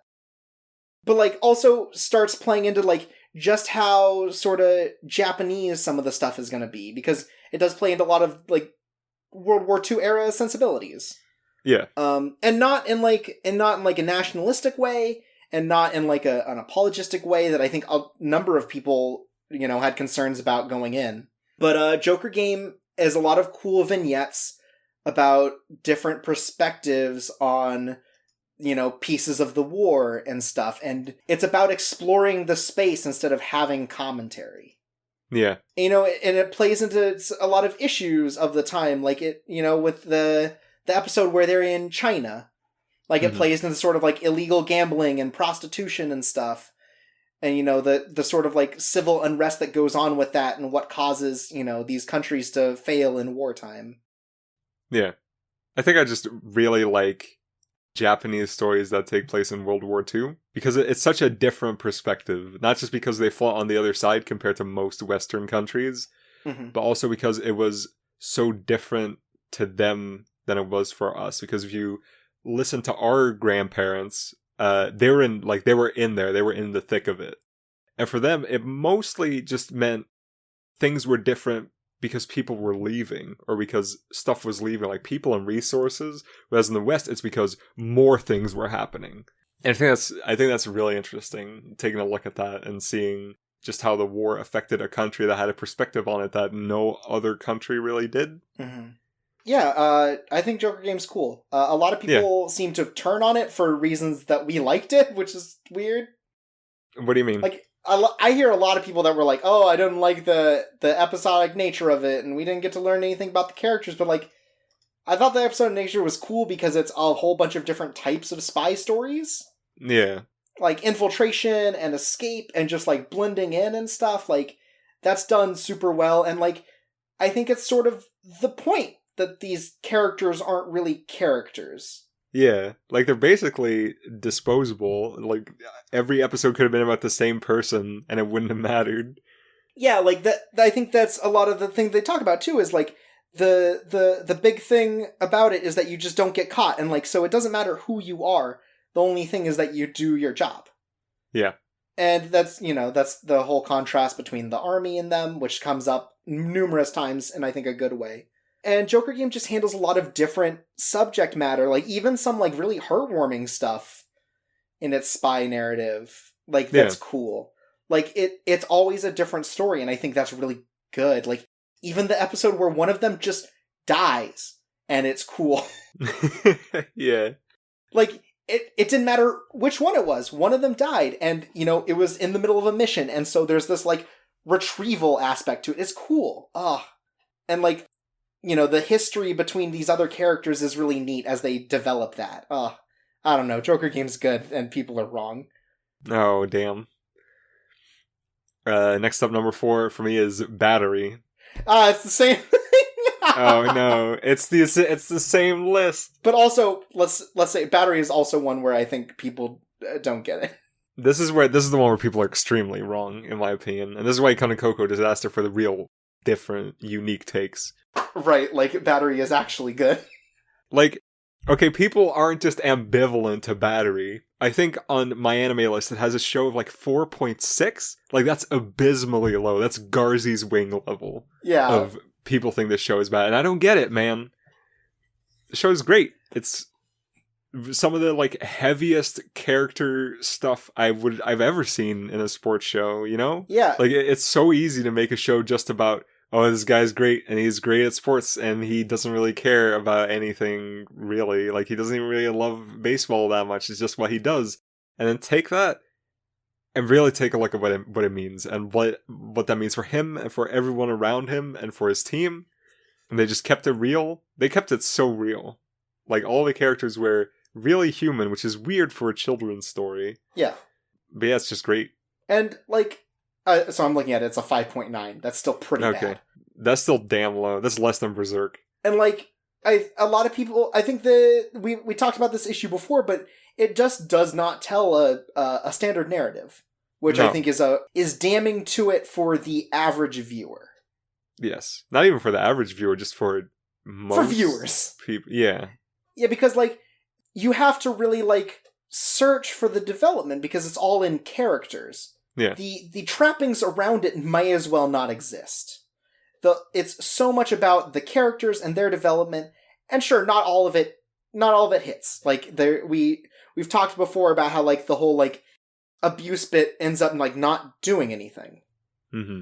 And I think that's a big shame because they make such a big deal out of it to start. Yeah. But I think it develops these very interesting characters and creates these foils for them, and is just so much about these duos in sport that's really good. Yeah. I don't understand.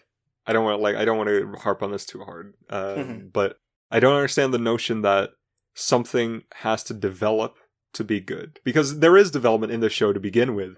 But even then, what if at the start of the show and at the end of the show the characters are still exactly the same? If we just spend 12 episodes exploring what they are, can't that in theory be enough? I think it can, and it is. That's what makes this show good. It's how deep we go into how the characters work and why they are the way they are and how they interact. I think the best thing about it is that at the very beginning, it's like all serious about how Takumi has to be the best and like get this no-hitter and kind of be better than everyone expects him to be. And by the end, he makes the realization that does not matter even a little bit. Yeah. And I think if you ignore the like post-credit stuff, that's exactly how it comes off. Like the scene cuts before we know whether or not he was able to hit a strike on that guy or not, because it doesn't matter.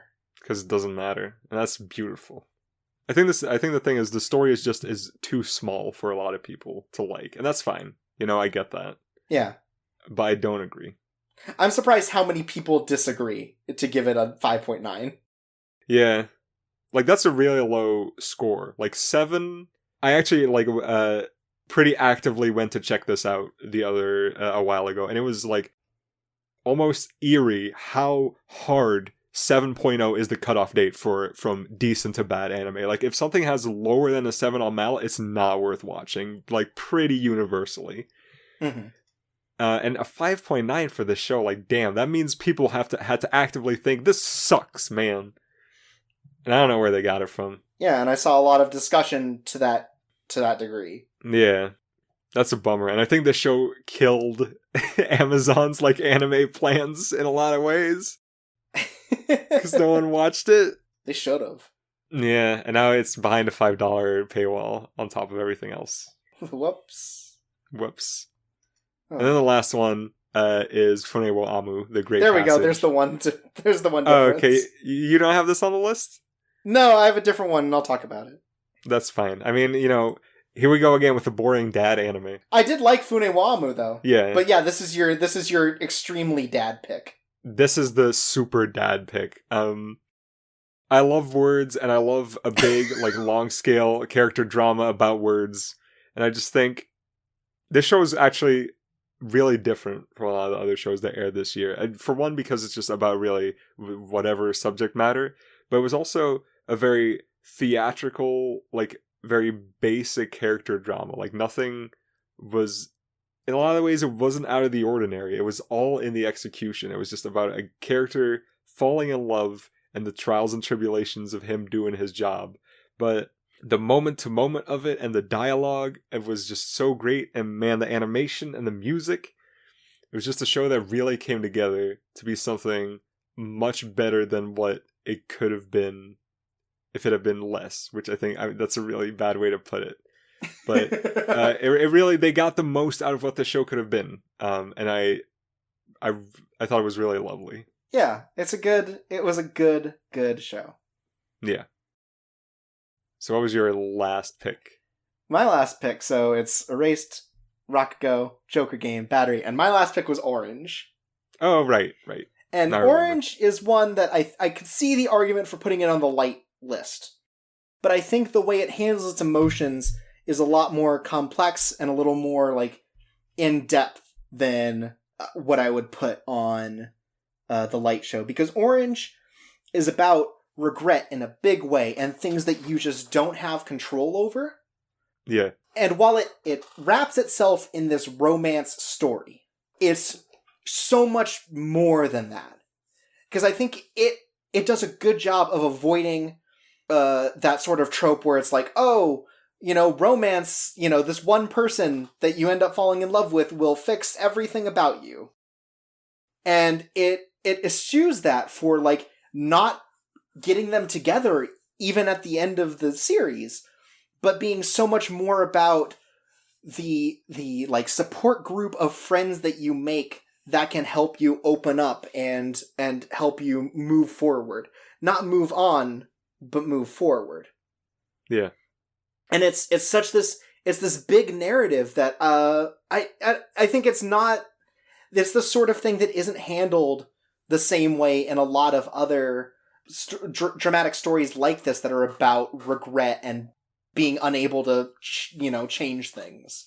Yeah, it got really heavy. Yeah, it got super heavy, and it's like the whole bit with Kakeru where it shows the alternate timeline where he ends up killing himself, shows just how important it is that he has this support group, and that it's not just about the one person, it's about everyone around him being unable to accept his change and his depression, like, in such a big way, and it's so good.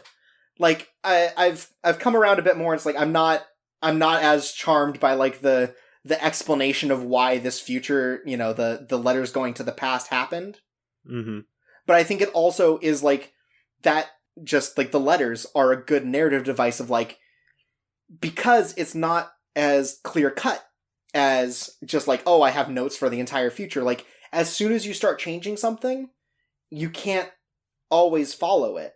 And these characters have issues where they think this isn't the right thing to do, and, they mess up or they find a new opening. Like, there's a lot of interesting stuff about the drama.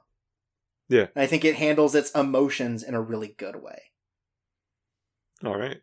Also, minus the sports festival arc, it looked really good, I thought. Yeah, it did. One little misstep, but I think that I love the way the characters pop and just, like, their general designs, and they're all a fun cast. Mm-hmm. So I'm pretty sure we have the same answer for this one. I think so too. And it is the let's say popular vote of this group of 5. Absolutely. Oh, okay. Oh, yeah, I guess you're right. And it's Showa Genroku Rakugo Shinju. Yep. Once again, the Coco Disaster Hive Mind is at it. Right. Once again, our artsy show, like last year with Death Parade, we've picked the same one. Mm-hmm. Well, I don't think the show's artsy in the same way. Like, it's definitely not. No, but they'd both be in our prestige list. Oh yeah, totally. So yeah, Showa Genroku is just like a really strong narrative. Mm-hmm. It's got some really great characters to it. Even like the characters that you're meant to hate, like you see these sort of like these emotional bits that still make you like feel bad for those characters, like Yurei. I think even she has these moments where like you understand where she's coming from when she does the bad things she does that causes all of the conflict. Yeah, absolutely. And there's just these very complex character motivations going on, and the way that they develop, and it's just really good. And the way they present the stories is really good because it's very uncut in a lot of ways. Yeah. Like, they're willing to just make you sit for several minutes listening to this, like, you know, one-man play sort of thing going on. Yeah, that's pretty bold, I think. Especially with how much of it there is in the show. Yeah, because, like, there are 2 or 3 in the first episode, and they're long. Mm-hmm.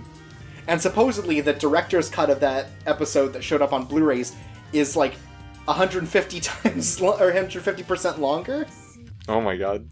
Like, they have so much to do with that, and that's cool in a lot of ways. It's a good show. I think no show this year had a more interesting story, had better beats, more like better developed characters. It was just rock solid, and it's at the top of the list. It's best prestige anime of 2016. Yeah. Undisputed Between us two. Yes. And now it's time for the best light anime. Mm-hmm. I'll start this out. My first pick is one that I went back and forth on a lot, let's say. Okay. The thing that didn't make it is Natsume Yujincho, and I ended up dropping that just because it is a continuation of a thing I like a lot, so I don't feel fair putting it in here as the 5th when something else made me feel good and was like new. Alright, well, stop keeping me in suspense. It's My Hero Academia, number 5. Alright, that's on my list too. Ah, cool.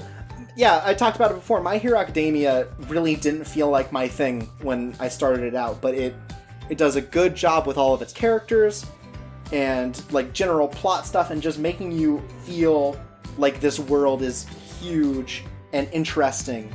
It makes this world out of superpowers, and like not all of them are cool and not all of them are interesting, and that's okay. Like, you know, some people can just like shoot a normal amount of water or whatever. Like these very like, people have quirks sometimes, and some of them are really cool and meant for heroing, and some of them are just really convenient or whatever.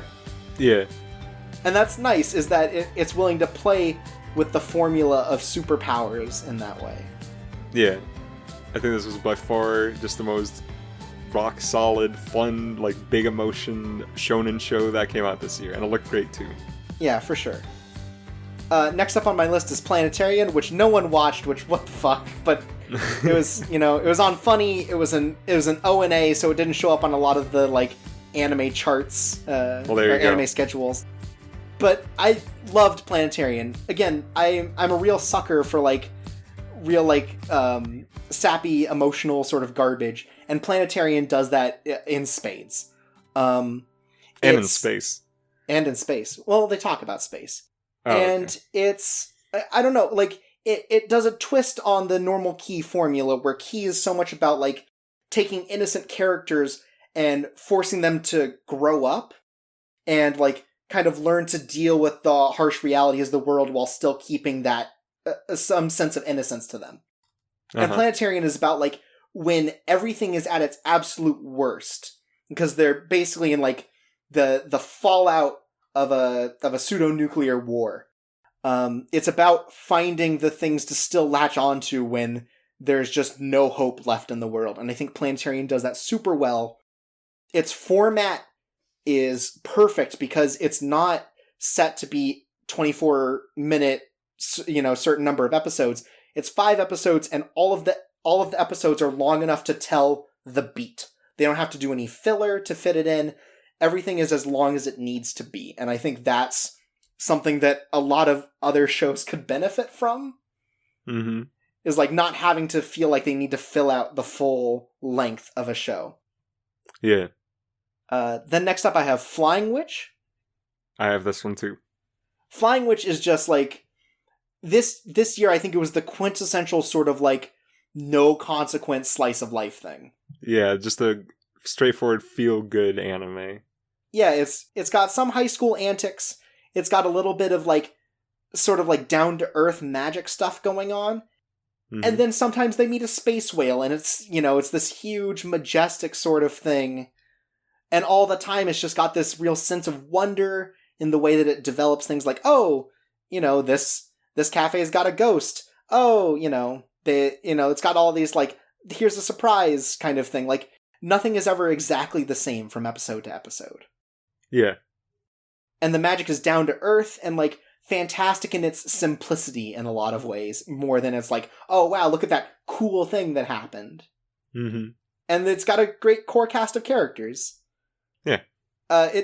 Its first episode is really indicative because it has that good Mandrake bit. Like that's the first bit where I was thinking, yeah, I'm really in on this show. Is the part where they pull out the Mandrake and it's got this disgusting movement and like she's just no nonsense giving it to someone like, hey, check this out, look at the Mandrake, and there's like, No, I don't want this. Yeah, and it's great. I think my favorite part of this show is definitely the world surrounding it. Like, I think all of the magic bits all look so cool, like especially the Harbinger of Spring and the whale. I was just super invested into learning more about all the stuff that's going on with regards to magic in this show. And that's great. And like you said, the characters are all lovely and fun to be around. It's just a good, no-nonsense, having a good time show. Yeah. Next up is Sweetness and Lightning. As a single-parent narrative, I just absolutely adored it because it handles so much about being a single parent, like feeling like you have to be the role of both a mother and a father, and trying to come up with these different ways of like making up for insufficiencies. And in particular, like cooking, like realizing that a lot of what this dad does is he just makes like frozen food, basically. Yeah. And learning to connect with his daughter via this cooking and stuff, and all these other situations that come out of being a single parent. And I think that's really cool. And I think it does a really good job of also just being a story that is about how hard it can be to be a parent, because like even the dad messes up and he admits to it, which I think is a super important thing. Like that parents aren't always right when they do something. Yeah. Like the dad, messes up at some point because his daughter's making a scene, which is bad. But he yells at her in the middle of this restaurant and he realizes, oh, that was a really bad thing to do. I lost my temper. And it's hey, I did something wrong, but also you have to realize that I did this because, you were also acting up. And so it's a learning lesson for both children and parents. And I think that's what part of its narrative is so interesting, is how willing it is to deal with those sorts of very like pedestrian issues. Mm-hmm. It's just, it was a really good show. And not that it affected the score, but I looked at the manga and that every chapter for the first like couple volumes just has a recipe at the end of it, which is super cool, like teaching you how to make what they did. That's cute. Yeah. And then the last one on this light anime is Lupin the Third, part 4. All right, I have this one too. God bless Italy for funding this or whatever they did, because Italy had a big part in making this because that's where it takes place. And It's just, Lupin the Third is a ton of fun in the action, and part 4 is everything great about Lupin without the really unfortunate time period racism that a lot of the other ones do, and like sexism and stuff. Like, it avoids a lot of the like really skeevy, out-of-date elements of the old Lupin, and ends up having a lot of fun with it in a new setting that's beautiful. Like, the art is just gorgeous. TMS did a great job of like not only capturing sort of the beauty of Italy, but also placing these characters into it in a very interesting and creative ways. And all of the episodes feel distinct and interesting, and even if the like main plot line isn't like super engrossing all the time and kind of a little, like, too ridiculous in some cases. I think what it does with its characters and the way that it plays with all these different styles of plot is really good. Yeah. I thought it was really good too. We don't get anime like this anymore that are just really like super light, just fun characters go on an adventure and get into wacky antics, and this is about as good as that sort of anime could ever be, I think. Yeah. It has the fun characters, it has the funny situations, you know, it looks great. Toei can really learn something from just like making your revivals worthwhile on their own, as opposed to the Digimon movies, which are just like ugly and bad. Like this was really just good, solid stuff. And I don't even like most of the old Lupin stuff. Like I think the woman called Fujiko Mine is really good, but I don't really like any of the old shows. But I had a great time with this one. Yeah, and I think it does a good job not only of like making it a solid like ensemble cast, but also when they are on their own. It's really good. Like the episode just with Daisuke Jigen. That was a in great like one. in the city without guns sort of thing. Mm-hmm. Like that's just fucking cool and like really evocative. Like it also plays with like a lot of different themes and emotions in a very cool way. Yeah. What a good show. What a good show. So what's on your list? Let's see. I also have Flying Witch and My Hero Academia and Lupin the Third. And on top of that, I also have Haikyuu Season 2. You know, Haikyuu is just... It's probably the best thing running in Shonen Jump right now, I'd say. Or maybe not anymore with the arc it's currently doing, but like the first couple of years of publication are just like this damn good... Just like one of the best sports shows ever written. It's got the great characters that you can relate to, but that have flaws that are understandable, and the way they play off each other is fantastic. The way they play off the antagonists is great too. And I think season 2 is really where they got all the basic character building out of the way, and that's where the story really starts, and we get to see how everyone like faces off against certain issues and how they deal with all these different situations. And we get all the interesting games where we really get to see character strengths and weaknesses come into play and how they deal with like overcoming those weaknesses and playing into their own strengths. And that's great. And it looks beautiful, and it's got the funky music. And I thought it was lovely. And that Albocho side match is just like a really good of like the foils on opposite teams having to play each other and a real like test of their limits in a way that like that third season just didn't feel like. Like this Albocho side just felt like a much stronger contender as a villain. Yeah. And I guess villain isn't right because I ended up liking those characters, but you know. Yeah. And then stuff like playing a match against a team that's not very good, that just like gets their ass kicked by the main characters. You know, that's kind of weird, but they handled it really well. Yeah, the yellow jersey team. Yeah. Yeah, like I came to like them, even though like the whole point was just like they're kind of a filler team. Like there's still stuff going on with them, and they kind of find their stride at the very end to try to become better. Mm-hmm. They get their own little mini arc, and it's lovely. Yeah. It's just a damn good, well-polished shonen sports show. And then the last one is Tanaka-kun is Always Listless. I already talked about this, but it was just definitely the funniest show I watched this year. And I was really charmed by it. It had a pacing to it that I could really find myself in, because I'm definitely the kind of guy who prefers nothing more than just like sitting around just doing his own thing. You know, main character very relatable in that sense. And I wish I had a big tall husband who carried me everywhere. But it had a lot of really good situations too. Like every episode was about something that I thought was genuinely interesting. And I don't know, just a great little slice of life show with a good premise, and it's got great comedy and it's cute. And what more can you ask for? And for like a year where I feel like comedy was pretty like dire. Like there weren't a ton of really good comedy shows this season, or like, you know, straightforward comedy that didn't have some kind of combination there. Yeah. So hearing that like Tanaka-kun is, you know, is good is like really nice. Is like, oh, you know, well, there are these other things that, you know, you can watch. There's something that came out of this in a genre that we didn't end up covering a lot of just because there weren't as many good comedies. Yeah. Oh, so we definitely have different ones for this one. I can 100% guarantee it. So my winner for Best Light Anime is Planetarian.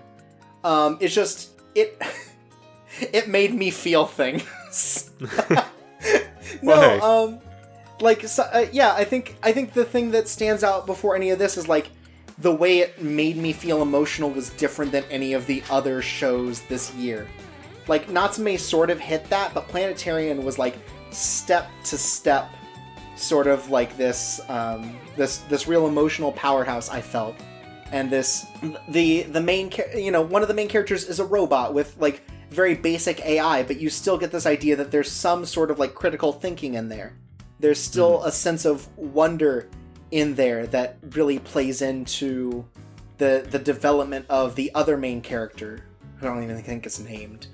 But, like, it plays on this cast so well, and nothing has felt more relatable than the moment where the army guy talks to this robot girl and just says, "Are you busted or something?" And she just goes, "No, but I am malfunctioning slightly." Nothing else has felt more relatable as a character. Oh, damn. Than this robot just saying, "Yeah, I'm a little bit, I'm a little bit broken, but I'm still working as intended." What was that one picture where it's like, it's a vending machine? Oh, the vending machine. The lights are off, but I still work. Yeah, the lights inside are dead, but I still work. Yeah, something It's like damn. that. That's the sort of feeling I got, but then it got very sad. No. But it does a good job of making you feel sad for a robot, and, like, ultimately, like, playing into a lot of good emotional core stuff. All right. What about you? For me, it's gotta be Tanaka-kun is always listless, because there is no show this year that played to my wavelength quite like this show did. And I think for a light show, that's the best you can hope for it to just be what you wanted it to be. And Tanaka-kun was definitely that. And it wasn't even necessarily what I was expecting, because I was definitely not expecting as much of a kind of out there sort of silly, weird comedy. But I'm glad that it was that, because I ended up really, really loving it. And that's it. Okay, that's our awards show for this year. We're running a little long, so we will record something separate to kind of go over how some, like, bigger community polls compared to us, and some of you guys, our listeners, have sent in some top lists that we can talk about, and we'll get back to you, but I think this has been good. I think this was, like, a good year for anime, but I don't know if I feel as strongly about it as I did from last year. Yeah. I'm a big believer in the 5-star rating system. Just 1, 2, 3, 4, 5, no half stars or anything. And I think there was no 5-star anime this year. And last year there was one with Death Parade. And we got a good number of 4-star shows, maybe. Like, all the ones we mentioned for best anime, but definitely no, like, big hitter that I want to stay important and to stay influential on the anime industry as a whole. The only thing I want is for people to fucking watch Planetarian. Well, there you go. People, get to it. That includes me. But there are some standouts. There are definitely things that I could go and be like, oh, I could recommend this to a general person and stuff like that, but nothing that, like, I don't know, grabbed me in the same way as some of the ones last year. Yeah. Or not as many, I guess. But still a lot of good stuff. Yeah, it wasn't a bad year for sure. No, absolutely not. I'm happy to see how next year turns out. Me too. We'll find that out. Well, not next time. Next time, we have our second single-serving show coming up. And it's going to be it's a real treat. You'll get to hear us talk about a little show you may have heard of called Neon Genesis Evangelion. Here it's very popular in Japan. Yes. For that, we will be watching the original TV series and End of Evangelion to get the full story, I guess. Yes. And so you can look forward to next time. We're going to talk about that and analyze it. Yeah, we're going to drop the real important anime opinions next time. If you want, you can send your own Evangelion opinions to chorpsawaysa@gmail.com. That's chorpsawaysa@gmail.com. And maybe we'll read them at the end if we have time. Well. Until then, check us out at cocodisaster.com. That's where you can find all the links that I usually talk about, but again, we're running out of time. So just go there and check it out. We're cool.